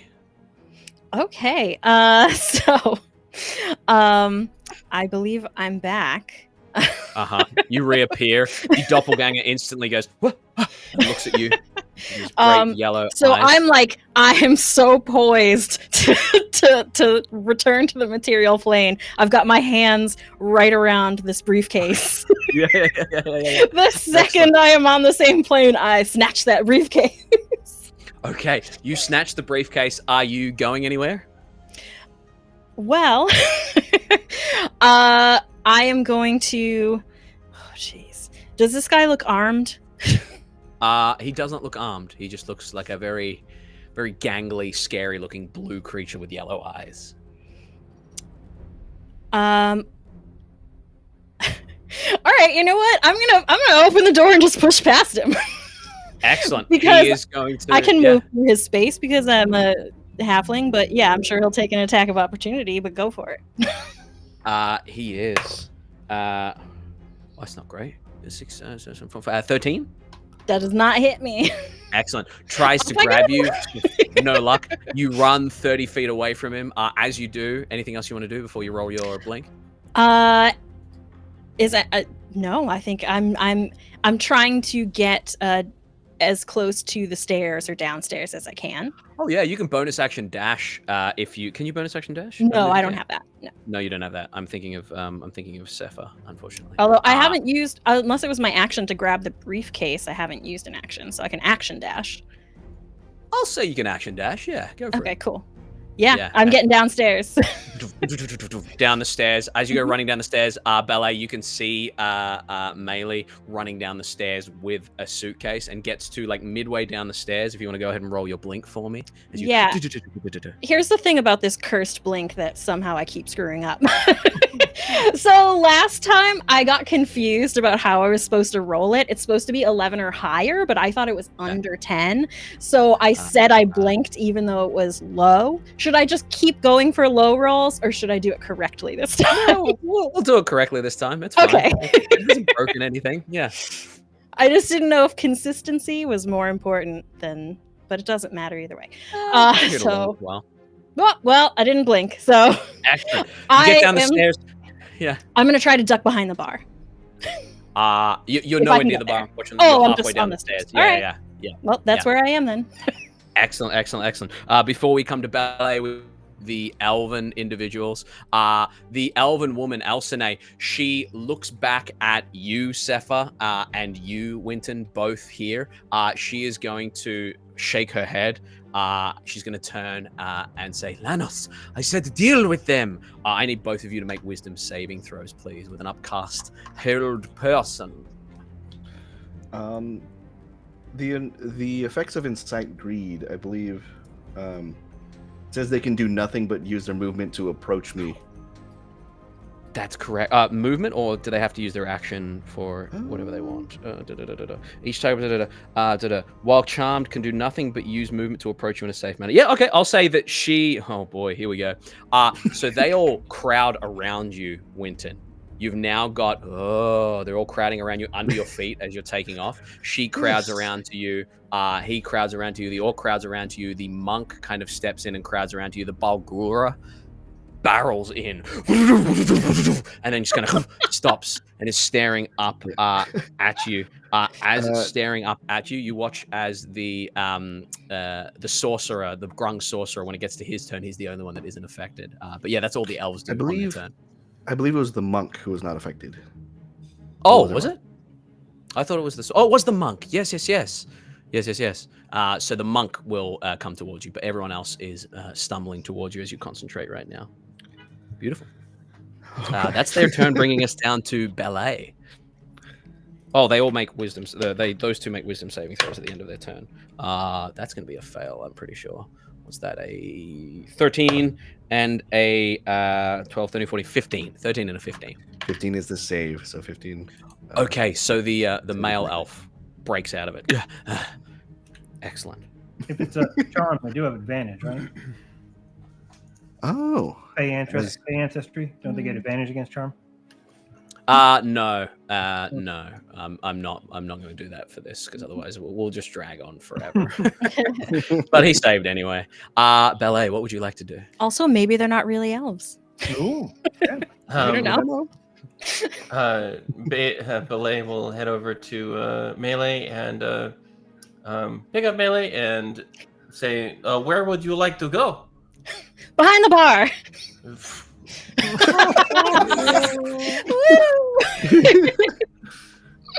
Nice. Trench kind of looks up as you know you've dealt with the problem there, Ballet, and you've jammed a chair under the door, and he kind of comes up from the bar and he says, "Right, well, I'm glad that's." Oh no! Cushions. Oh, catch! Sorry, that was late. My bad. Is there more people to fight upstairs? Yep. I'll be right back. And then she'll Excellent. go upstairs. You run upstairs. As you run upstairs, you see doors open in front of you. To the left, you see a blue doppelganger in the doorway looking out in your direction. Beside that, you see just an open doorway and a big orange big orange monkey running in that way, and a little grung sorcerer trotting in as well. You see a monk individual in the opposite doorway looking in that direction. Everyone's focused in that direction except the doppelganger there. She's gonna look around for a moment and be like, "What the fuck?" Someone give me some directions. What do I do here? Excellent. Is there anybody on the team in the second floor that can? No one that you can see, but as you hear that, Winton and Sepha, you may shout out if you wish. Help! Help! She will head towards. She'll use her dash to head towards wherever Sepha is. Excellent. I'll say you get to the doorway there. You can see what's happening in the elven orc room. All the chaos in there. It is tough to move. I'm going to say it's difficult terrain in that room now, thanks to the enormous monkey. But as you get to the doorway there, you see the doppelganger kind of watches you pass and then turns away. Is there anything else you want to do, Ballet? Are we fighting this guy? I will point to the noggin. Is it in a bag or is it just like clearly the thing? In a bag. Just in a bag. Well, Yeah. I'll point to from context. I'll point to the bag. Yeah, and be excellent. like, Elf "The woman noggin, holding the bag. Grab the noggin, please." As I am still trying to mesmerize people. Yeah, I guess It you'll. is- That's fine. I think I'm probably out of movement at this point, but I will. Can I use one of my superiority dice to like just kick the thing like down the hallway? Kick which thing? The briefcase. Or The the, briefcase I'm sorry, is the with- noggin. the noggin. Noggin's up the other end of the room, unfortunately. She's up at Okay. the window. You're in the doorway. Yeah. Okay. Well, I'll just pass turn then. I will wait for to get closer. Okay, beautiful. Excellent. That brings us to the doppelganger. The doppelganger steps out from his room and starts to walk.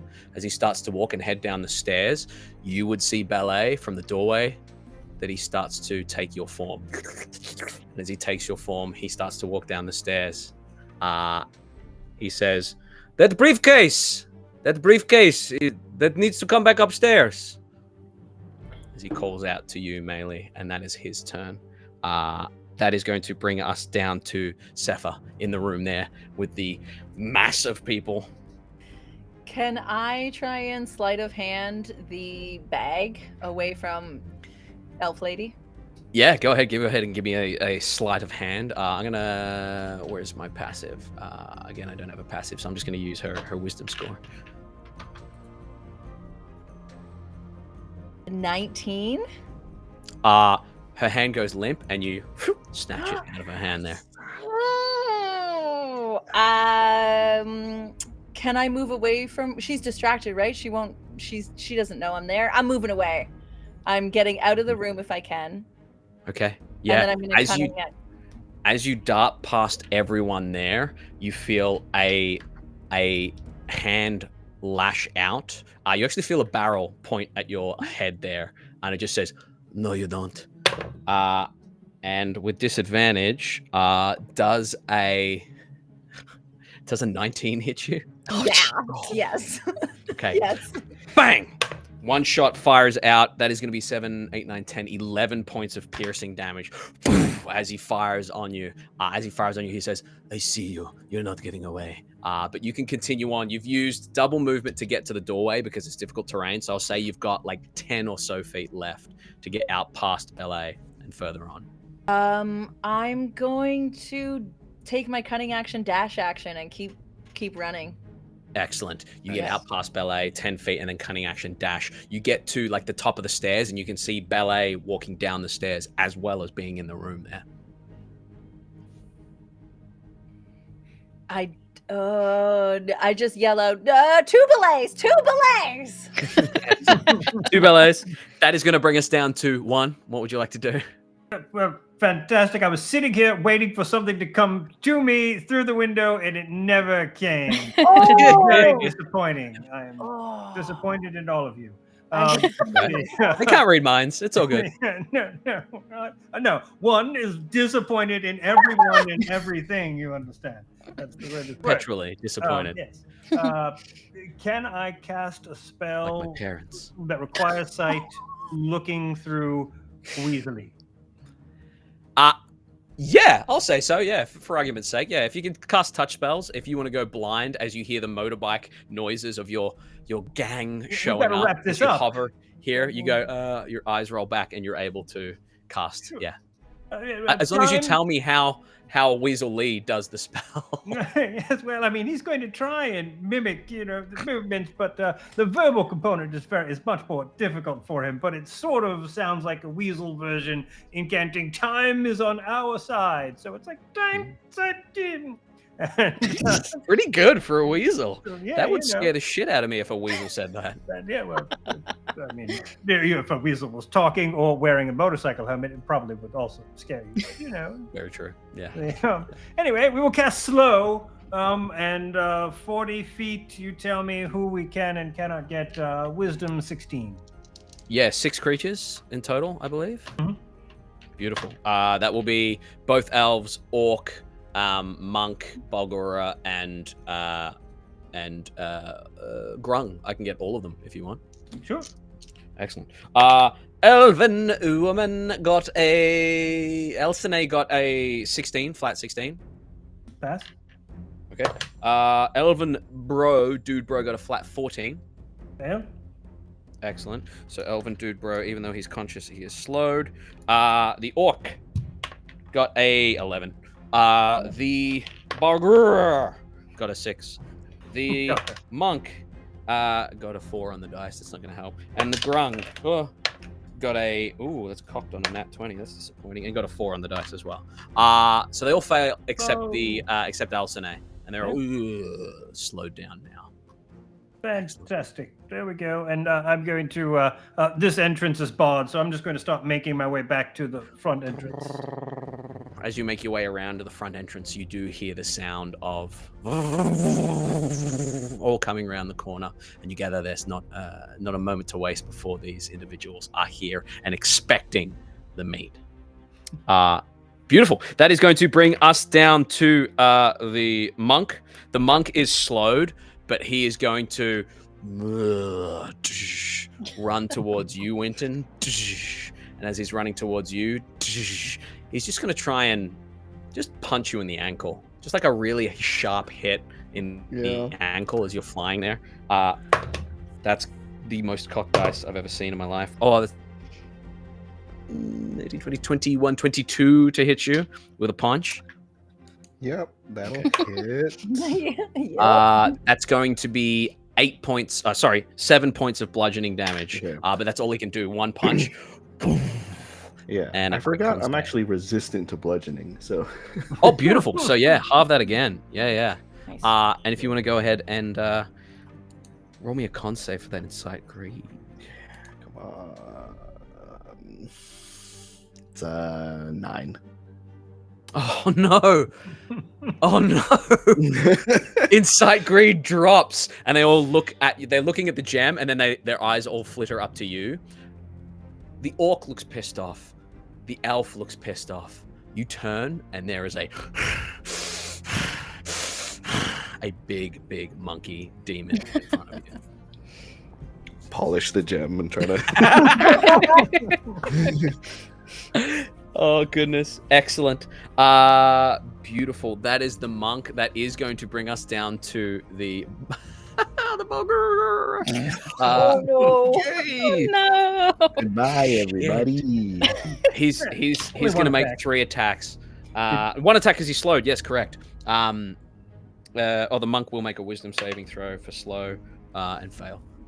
So he is still slowed. Bargura is going to just do a big old bite at you. 1. That is a 2 on the dice. That is not going to hit. Its huge fangs open up, and then as it bites down, it's like Austin Powers. You're like, oh, okay, I'll just get out of the way of that as it chomps down. The Bargura 18 on the dice. I believe that's slow dropped. Yes. Beautiful. Success.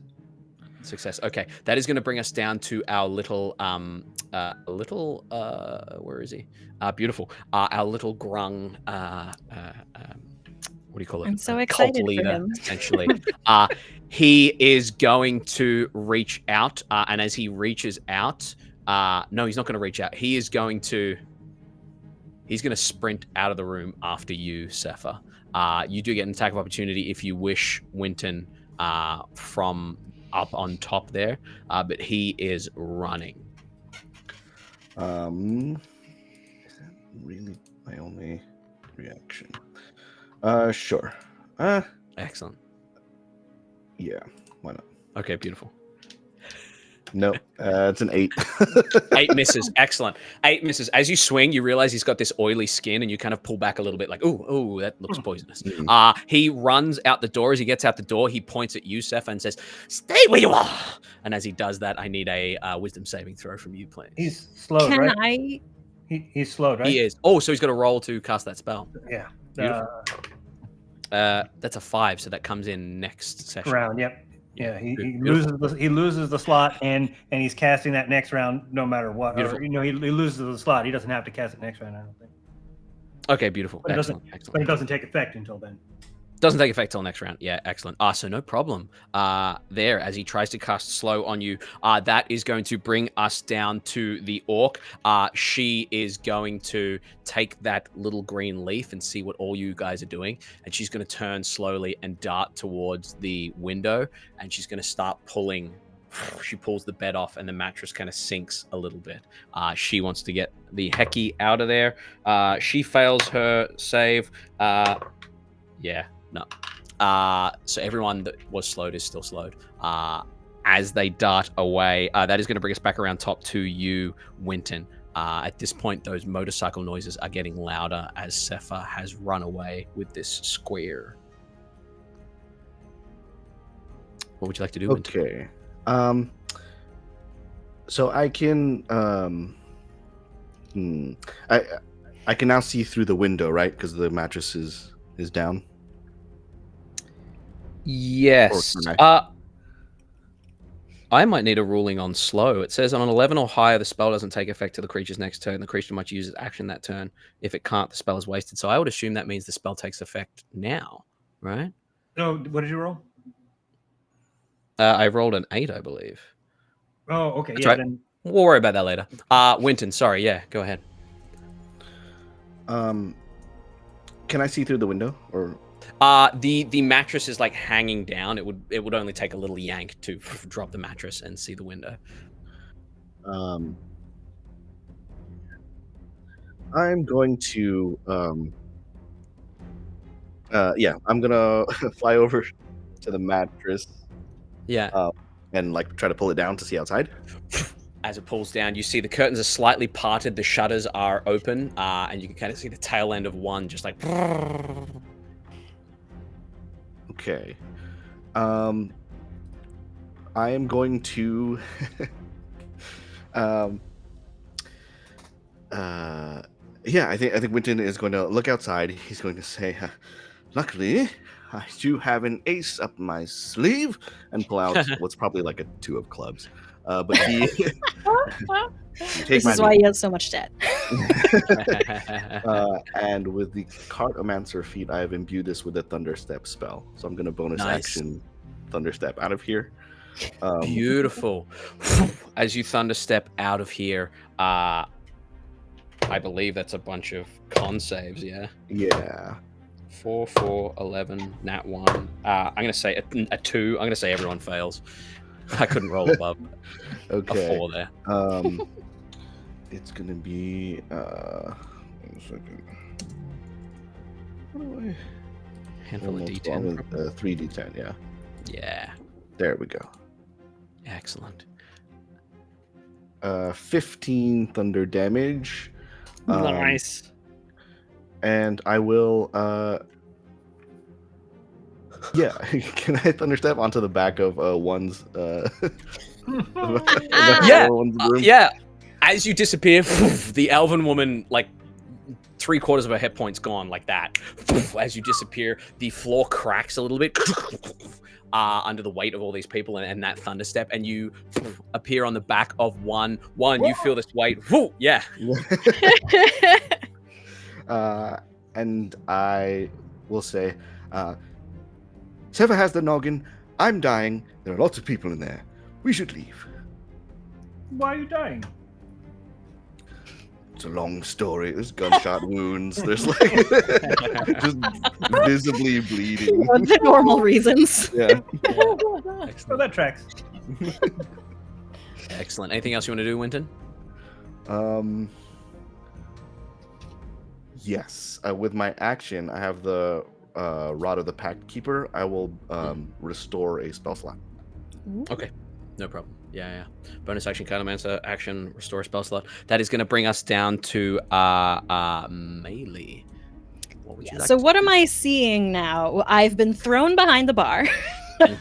You pop I your know head up. there's someone who looks like Ballet coming down the stairs Yep. and asking for the briefcase back.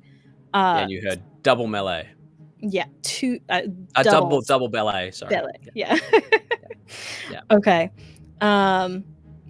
I mean that's good enough for me. So I'm gonna attack this one. Okay, yeah. So I stand up from behind the bar, trying to, even though this guy did this unsuccessfully, clutching the briefcase like between my feet to keep my hands free, and I pull out. I reach into one of my little pouches, my special pouch of cool rocks. I sort of mutter a little bit under my breath, and I pull out 3 sparkly little rocks as I also pluck a slingshot out from my belt. And I'm going to fling rocks at this person. Yeah, Who absolutely. Looks like they are maybe my friend, but I don't think so. Okay, And go for it. quite frankly, Even if they are, I'm not giving this briefcase back. Very fair. So let's see.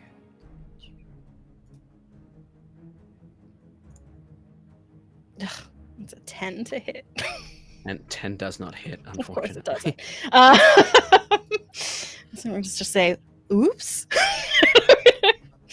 And I am going to I don't know, it doesn't say that this takes an action or anything, but up to you. I'm going to then pull from where I have kind of like tucked it behind my back, my birch-handled broom, and hop up on it and grab up my briefcase, and I'm gonna try to zip the fuck out of there.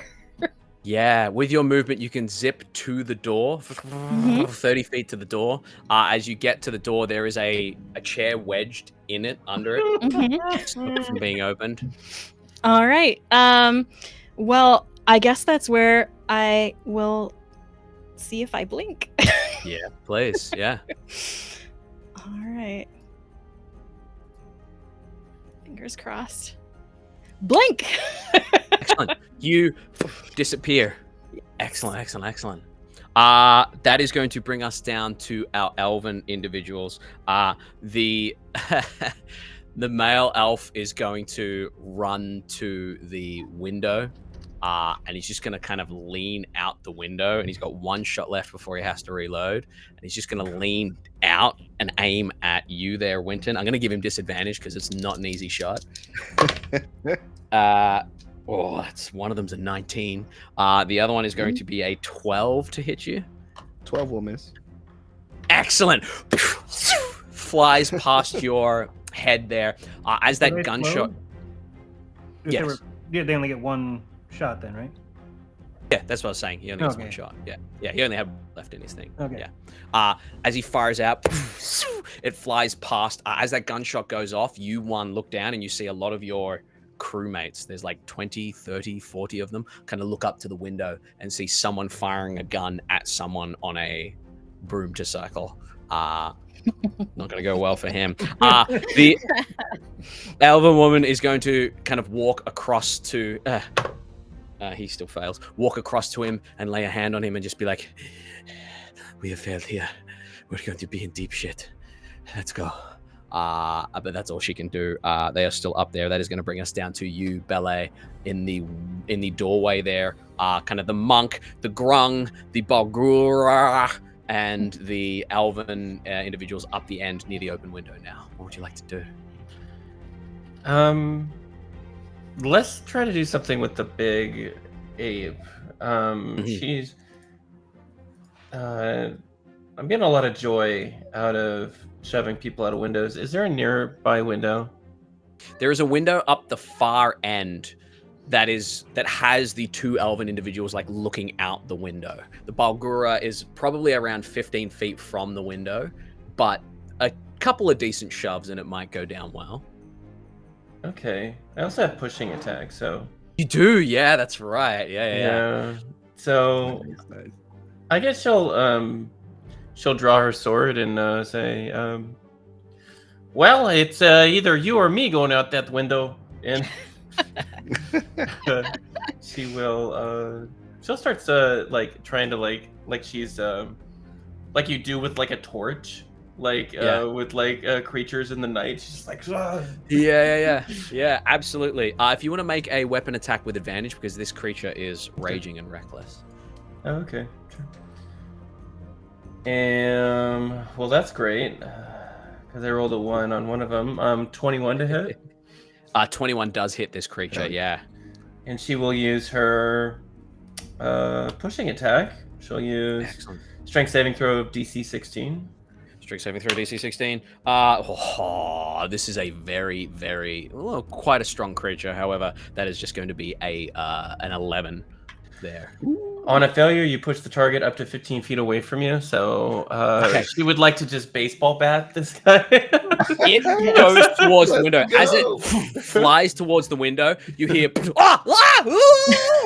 the two elves have been pushed out the window and have dropped. You hear a sickening and a crunch. She is unconscious. Let me double check that. Yeah, she is unconscious. The elven woman Elsene is unconscious. The male elf has broken a leg and landed on the ground amongst these motorcyclists who they just fired on one of their own. As they advance, the Bargura is half in the window, half out the window. She has a second attack, so Yeah. she's gonna give it another go. She'll run up. Yeah. Go Here ahead. we go. That first one was 26 to hit. She'll try again with the pushing attack and use another superiority die here. excellent. What was it 22 damage on the first one? It probably wasn't that much because it's rolling for both. Oh, it's rolling hands. your both hands. Yeah. Yeah. I'll let you let me know what the damage is, but I'll make that saving throw right now. Just 8. Just beautiful. 8 right here. Same fucking number. Can you tell me how you push this creature out the window? And I would like you to tell me what happens when it hits the ground amongst all this nonsense. This will be handing over the DM reins to you. I had a big monster, and now I don't have a big monster. I'm taking over. An additional 5 damage as it goes out the window. Okay. It does like a pirouette in the air as it before it begins to fall, and it will land in such a way to where the one guy with the broken leg is like just getting up, and then he gets landed on. Who can say he is unconscious. She is unconscious. The Bargura is kind of on the ground, very badly hurt, decently hurt. She'll yell out the window, and next time pay your tab. And that's Belay's turn.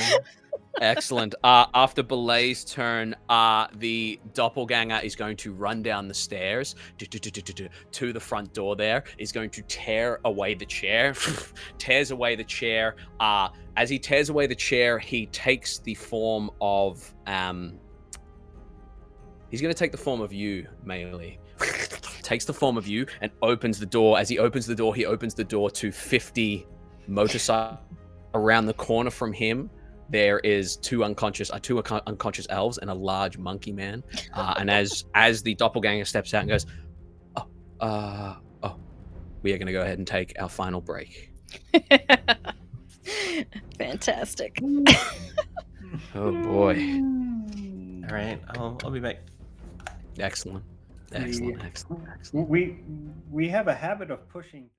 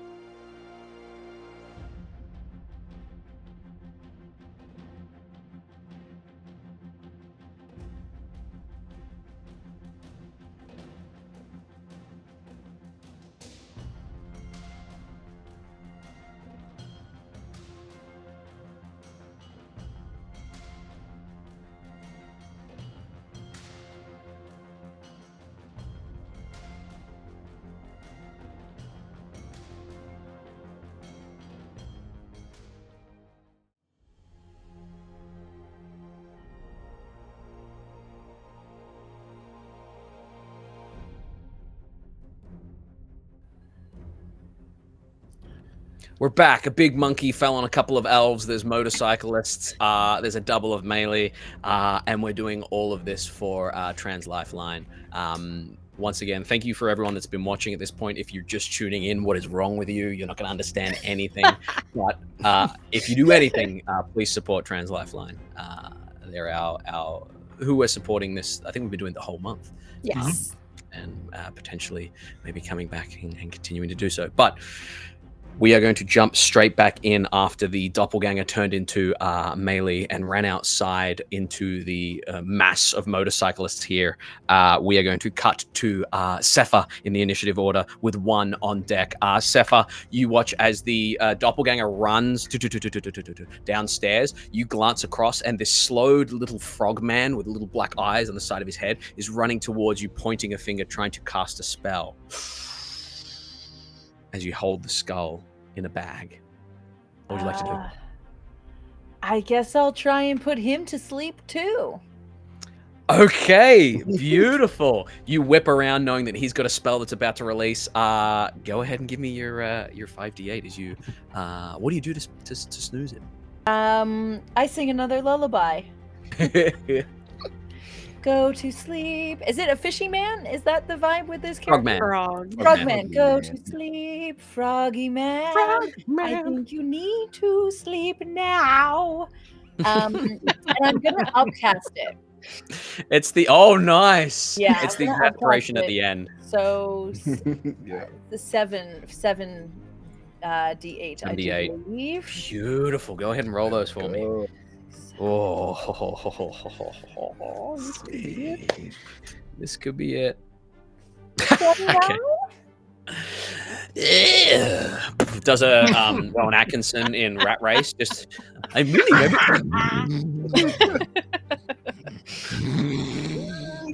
and he is asleep.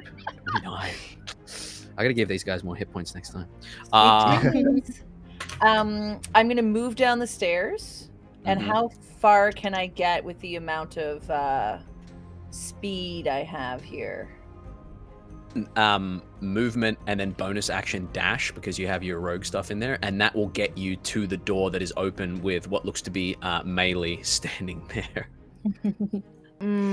But I saw them change into. You didn't see them change into melee, no. Oh, They I ran thought I downstairs. did. No, they ran to the front door, changed into melee, and then stepped out. So here's what I'm looking for when I come to the bottom of the stairs. I'm looking for like a servant's door to like the back kitchen or like a closet or something that I can hide in. There's just the bar, and Trench is there looking very exasperated. Shit everywhere, shit broken, motorcycles pulling up here, and he's going, I'm never going to be able to get it clean in time. It's never going to be clean in time for these fuckers. Oh, that's sad. But you could jump behind the bar, and there's like a door that leads to a cellar that you assume leads out the back. Ooh, yeah, I'll do that. Yeah. Excellent. You run, you dive over the bar, and he says, oh, now people are just jumping, diving into the bar. I don't know what's going on. You run to the back there. There's a cellar door. You open it with your movement and bonus action, sleep, movement, and bonus action. I'll say you get to the cellar. As you swing the cellar door open, there are huge barrels of wine, a couple of mice that kind of run away as you run in. And there's a door at the end that you gather leads out into the street. By your judgment, that would lead out into the street, kind of where the other doors and where the rooms kind of backed onto. Can I pull the cellar doors closed behind me? Yeah, you are in the 100%, cellar, between the cellar and the street. Yeah, and then Excellent. I will get as close to that theoretical exit as possible. Beautiful. That is going to bring us down to. Can I look in the bag and make sure it's the frickin' noggin? Excellent.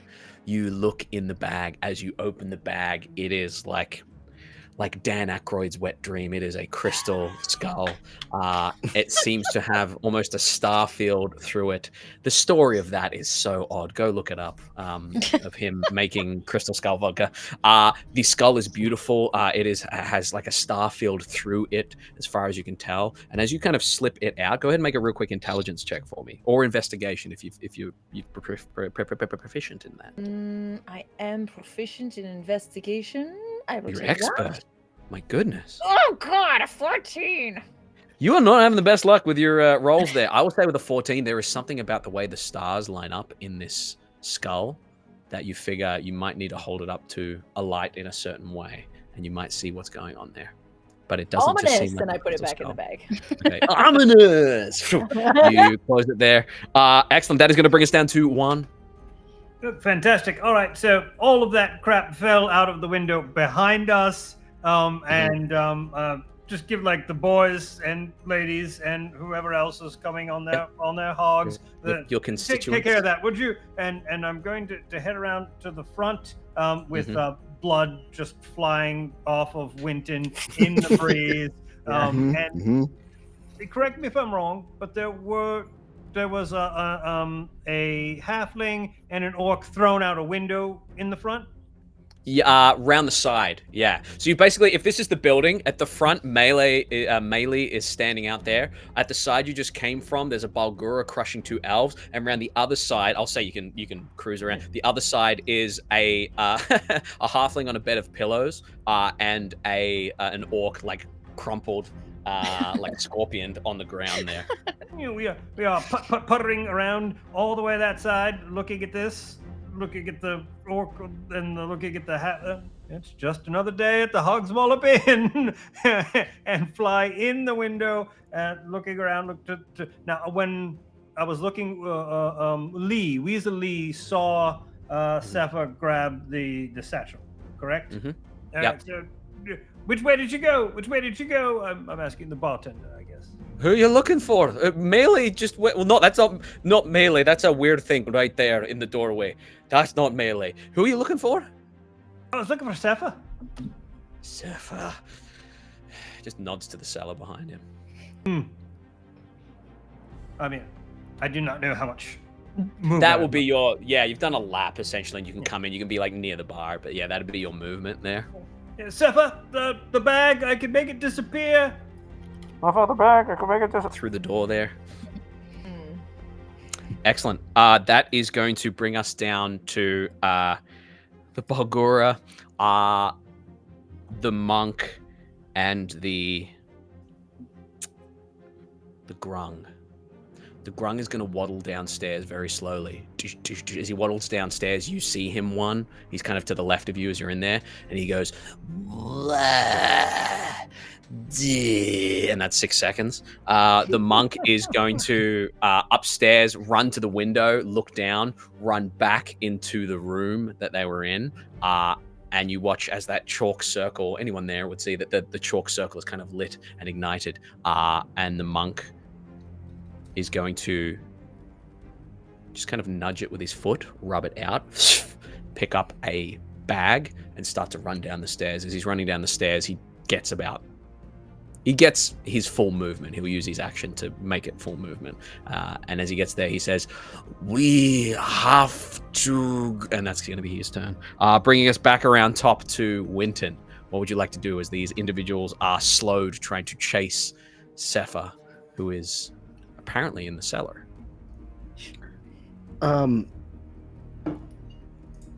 Okay, so the monk and the grung are looking for Sepha. Are the bikers also looking for Sepha? Not sure. The grung and the monk are up on the stairs there. The bikers are all outside the whole establishment. You are kind of the only ones in here. As you look down, you see the very well-dressed gentleman hiding under the table, but that's it. This place is empty except for the bartender and you guys and people coming down the stairs. Ballet up in the room still. Okay. I am going to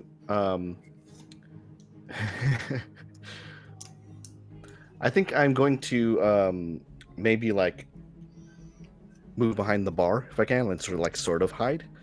Yeah. And I will cast.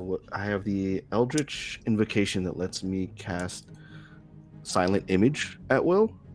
Yeah. So I'm just going to make an image of Sepha holding a bag, run out of the bar and like across the street. Excellent.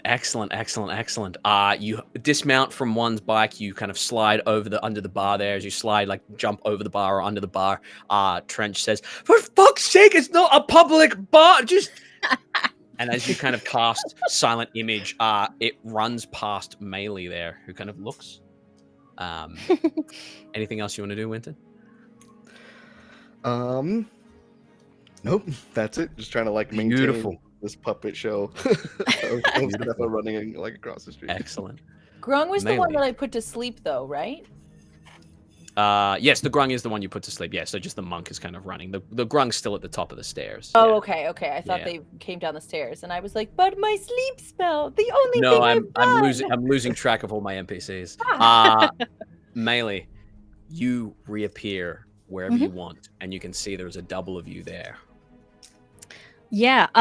So presumably, while I've been chilling here on the ethereal plane, because I'm right here at the doorway, I see all this go down with Sepha running to the cellar, the one and Winton coming in, and all that. Okay, so I've seen all that. Yeah. The only person as of yet unaccounted for is Belay, is presumably still Correct. upstairs. So as I once again appear, still cruising through the door on my broom, now that the door's open by this other me,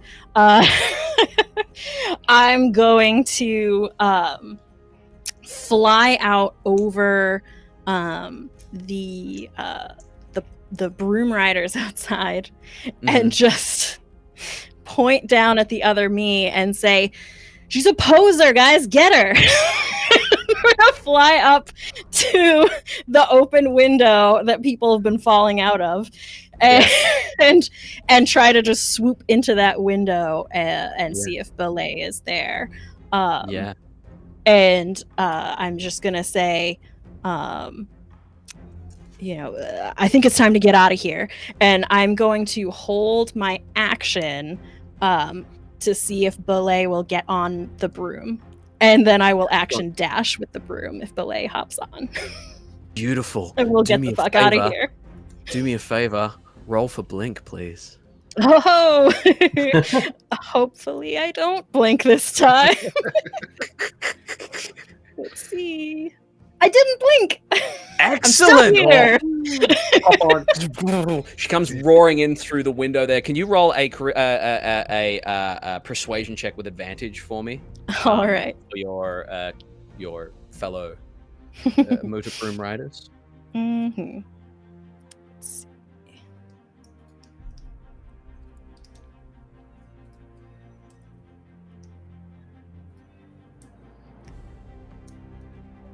Oh, a 22. As you roar around the corner, the last thing you hear is just mutters of like, "Imposter? What do you mean imposter? How dare they? That's so amazing." And they slowly start to advance. As they advance, that is going to bring us down 2 elven individuals. That's going to bring us down to you, Belay. She's gonna look at the broom and say, "I'm more of a horse girl. But she'll get on." And then we dash. Excellent. You dash out the window, roaring out. What you do see as you roar out is the number of motorcycle enthusiasts kind of heading towards the Bargura and kind of doing the Chris Pratt kind of whoa, and the Bargura's kind of snarling. One of them kind of lifts their hand to it and kind of sniffs it. This is how you know I would be murdered by a gorilla or a bear, because I have me that I think I could like treat them like a dog and be like, oh. As that happens, we come down to the doppelganger. All that happens that you would see, Winton and One, is that you're kind of one of the burlier bikers kind of steps up and pops his head in, and he says, "Right there, One, we'll be with you in a second." Just kind of closes the door, and he closes the door. You hear, "No, stop!" Doppelganger flies through the window and then is pulled out, Dylan Moran, Shaun of the Dead style. We come down to Sepha with One on deck. What would you like to do, Sepha? I'm just gonna run to the back door, I guess. You swing the door open. Oh, I You don't see like a that big, laugh. hairy gorilla ass there. And you see all the bikers kind of whoa coming down, and kind of turns around to you with a big goofy grin. As he looks at you with a big goofy grin, there are dozens of people here and a big gorilla, but they don't seem hostile towards you. They seem to be focused on each other. What do you want to do? Could I just be like, sneak by him? Don't mind me. Excuse me, pardon me. Yeah, exactly. Shuffle out the way there, and are you just taking off into the night? Oh yeah, I'm running as fast and as far as I can. Excellent. You sprint, movement action, bonus action, 369, 90 feet into the crowd there as we come down to 1. Well, I guess no one is going to let me make that thing disappear. So, you know what? I'm just going to start cleaning up for the people that are coming in because everything else looks it's handled. We can now have our rally because the object that was causing all of this chaos to happen here is no longer on the premises. So it's party time. Excellent. As you say, it's party time with just you and Winton left in there. Winton, as one starts to tidy up, you would glance up. You would see this grung just asleep, standing up, and you would see the monk kind of poke his head around, kind of look down as the bikers start to step into the bar and fill the place. And he just backs off a little bit, and you would kind of hear him walk up the stairs and go back in, and just hear of a door shutting. As that happens, is there anything you and one would like to do in the bar here before we cut away?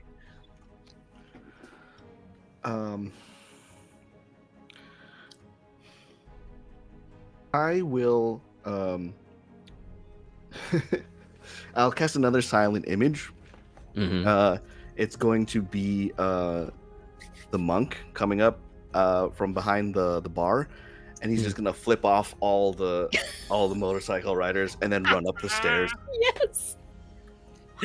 The motorcyclists are all getting ready to sit down. Some of them are pulling out glasses to get ready to kind of look at the thing. And as soon as that happens, they go, hey! And they all head upstairs. As they head upstairs, so you hear... rude. on the door there. Moving this image. You hear the door open and you hear...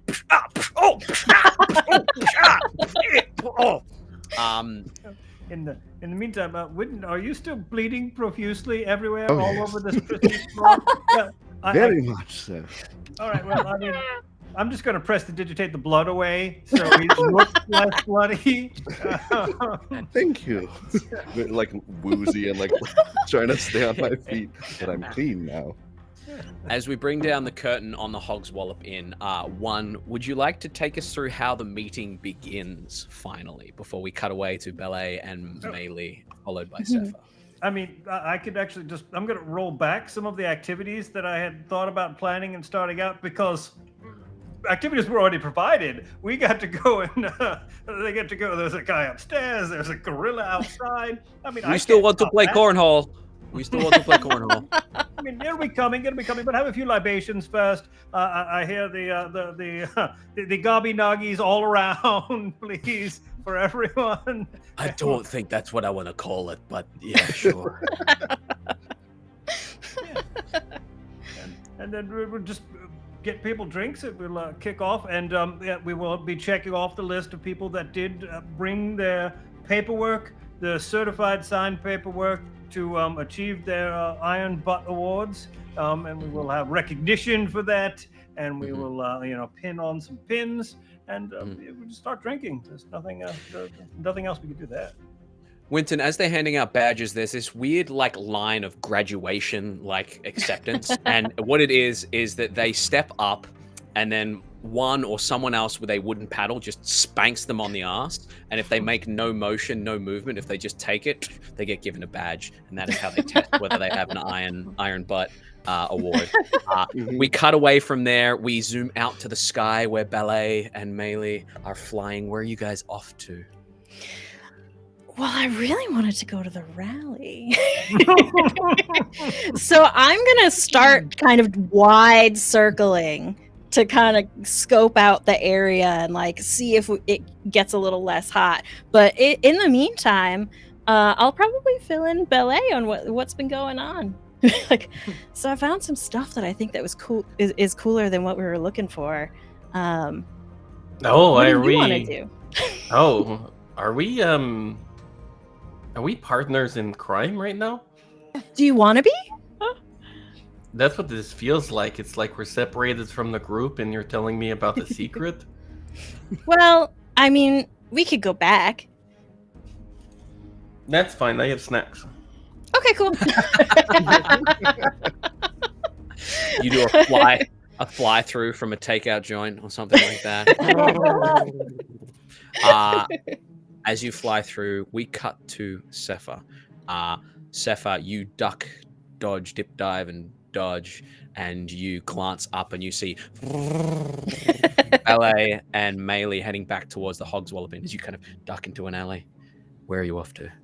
I am off to my good friend, the black market dealer, to take the noggin to go hawk and see how much money I can get for it. Excellent. We cut to you with a black market dealer who's looking it over with a monocle. Yes. I can give you 200 gold for this. And he kind of places it on the counter. As he places it on the counter, he says, "Do you have the time?"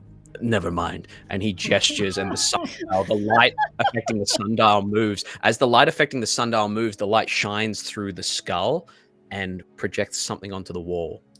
It looks like a map with a neat little shadow X on it. And he's fussing with the sundial, and he looks back at you and he says, So 200 gold pieces. What do you think? I take the noggin, I put it back in the pouch in my bag, and I think about my old adventuring days and how much I had missed them and how much fun I had tonight. And I say, I think I have a better offer, and I just peace out of there. as you peace out of there, we are going to peace out of our adventure. Thank you very much. Thank you everyone for watching so very. Everybody for sticking with us through this entire insane adventure. And I will turn it over to everybody. We'll go through and talk about anything we want to talk about from our perspective, and then we'll say goodnight. So Zoe. I want to reiterate what Jacob was saying is just that tell the people you love them. I think it's really important. I end every stream saying that. I genuinely think it's super important. You never know who needs to hear that. So if you want to come check me out, Zoe Monroe, you can come check me out on Twitch, but just tell the people you love them, okay? Fantastic. Violet? Yeah, I mean, I don't have much to say other than keep watching here. Hit points not required. More totally chaotic one-shots like this. Our happy hours where we get to chat about all sorts of roleplay TTRPG fun topics. And, you know, possibly more different kinds of content to come. Who knows? So keep checking in. Fantastic. Jacob?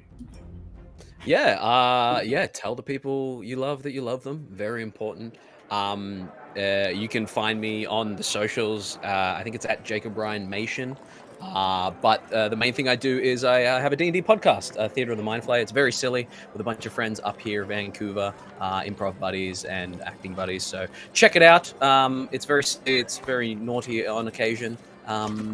Yeah, and just come find me on Start Playing Games. Or better yet, go see Friday on Start Playing Games. But you're not supposed to You'll advertise for me. That's not how this works. I'm going to come... I'll be hooking up. I'll be like, "Hey, Friday, I really need to get my fix. Do you mind if I?" Oh boy! Oh, fantastic, Owen. Yes, hi, I'm Owen J. Ace. You can find me on socials at Ace of Squares. You can find me on this Twitch channel. I will also be doing some more actual plays this summer on the High Shelf Collective Twitch channel and the Apochromatic Unlimited Twitch channel. Yeah. I'll also be at Gen Con or Big Bad Con this year if you want to say hi. And follow all of these people too.